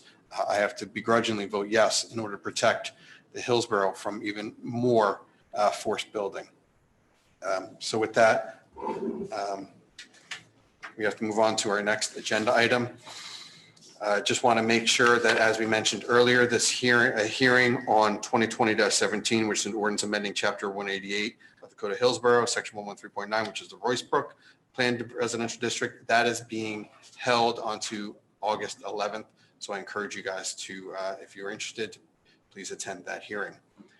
Moving on to 2020-18, which is ordinance to exceed the 2002 municipal budget appropriations limit and to establish a cap bank. Under state budget law, an unused portion of the appropriations cap, which is different from the tax levy cap, may be reserved to be available in the next 2 years. Each year since 2002, Hillsborough has been able to reserve some funds in the cap bank. The cap bank has no impact on taxes. We have a motion to open the public hearing on ordinance 2020-18. So moved. Second. All in favor? Aye. Any opposed? Seeing none, is there any discussion from the dais? Discussion from the floor. Sorry, did you raise your hand? Discussion from the floor. Seeing none. Trian, Lenny. Ms. Lay, you have a question regarding ordinance 2020-18? No, sorry, I just had I should have just lowered my hand. Okay, all right, thank you. You're welcome. Okay. Seeing no other members of the public, may I have a motion to close the public hearing and adopt ordinance 2020-18? So moved. Second. Sorry, someone lowered their hand again, sorry. We have first and a second, roll call please. Chairman Delacour, Yes. Committeewoman Holmes. Yes. Committeewoman Macaulay, Yes. Deputy Mayor LaPlante, Yes. Mayor Thompson. Yes. Moving on to introduction of new ordinances, 2020-20, an ordinance changing the name of the north section of Old Somerville Road to Mavis Court in accordance with NJSA 671K. Further consideration and public hearing will be held on August 11, 2020. May I have a motion to introduce this ordinance? So moved. Second. Thank you, thank you. Roll call, please. Committeeman Delacour, Yes. Committeewoman Holmes. Yes. Committeewoman Macaulay, Yes. Deputy Mayor LaPlante. Yes. Mayor Del. Mayor Thompson, yes. I'm sorry, what? Yes, too. Mayor Thompson. What did I say? What did I say? Stop at me. You had 4 votes. You did technically need me, I guess. Thanks for coming, Doug. I know. Mayor, I Mayor, if I may, apologize. I know the next couple items on the consent agenda, are you going to take those? I'm going to take 2 items separately. Yeah, okay. With my colleagues, okay, I'm going to move, take consent agenda number 1 and consent agenda number 2 separately. Is there any other items that anyone would like to take separately? Seeing none, we're going to do, we will have to move a consent items number 1 and number 2 separately. That is the resolution authorizing the 2020 municipal budget to be read by title only, and resolution number 2, adopting the 2020 municipal budget. We have a motion to adopt consent 1 and 2. So moved. Second. Second. Roll call, please. Committeeman Delacour, Yes. Committeewoman Holmes, Yes. Committeewoman Macaulay, Yes. Deputy Mayor LaPlante, Yes. Mayor Thompson.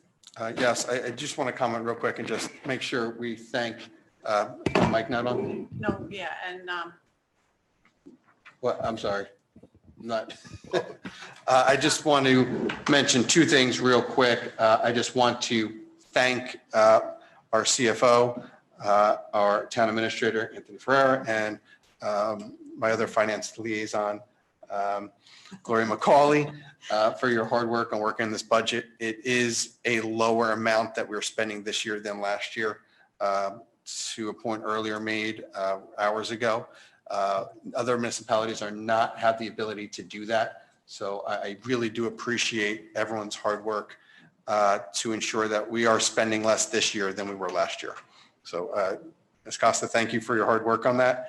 And for Mayor, yeah. can we just check if we have any members of the public with any comments on the budget, or I don't know if anybody did.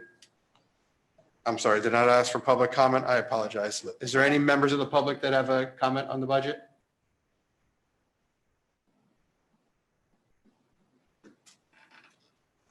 Don't see any right now. So we're going to go ahead and again, thank you for everyone's hard work on that.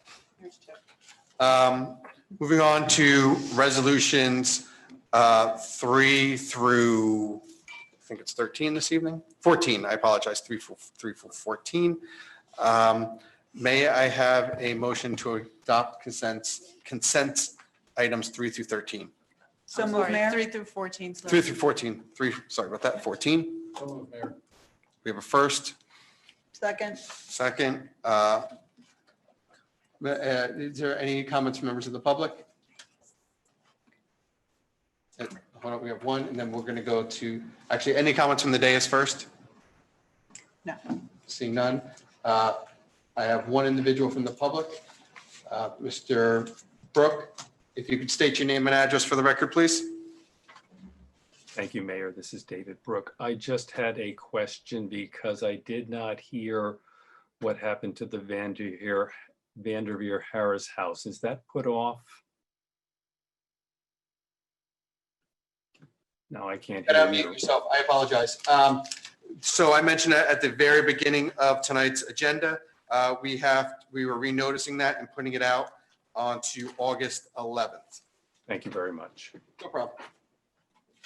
Any other comments from members of the public? Seeing none, may I have that roll call, please? Brandon Duckworth, Yes. Mayorwoman Holmes, Yes. Mayorwoman McCauley, Yes, Deputy Mayor LaPlante. Yes. Mayor Thompson. Yes. Moving on to claims list, may I have a motion to approve claim list 2020-13? So moved. Second. second, Thank you. Any comments from the dais? Comments from the floor? Seeing none, roll call, please. Mayorman Duckworth, Yes. Mayorwoman Holmes. Yes. Mayorwoman McCauley, yes, Deputy Mayor LaPlante. Yes. Mayor Thompson. Okay, thank you. That does conclude our regular meeting. We do have an executive session this evening. Ms. Borak, please read the executive resolution. Whereas Section 80 of the Open Public Meetings Act, Chapter 231 of the Public Laws of 1975 permits the exclusion of the public from a meeting in certain circumstances. And whereas the Township Committee is of the opinion that such circumstances exist now, therefore be resolved by the Township Committee, Township of Hillsborough County, Somerset State, New Jersey as follows.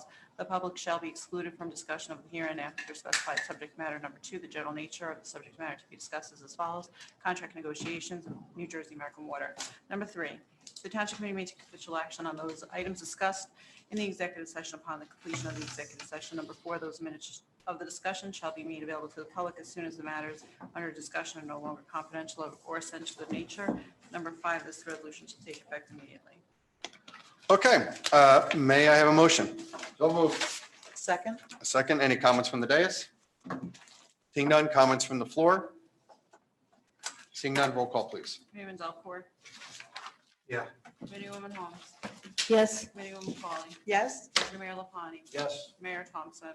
Yes, we are now in executive session. Again, thank you for everyone who participated via Zoom. We do appreciate it. Have a good night.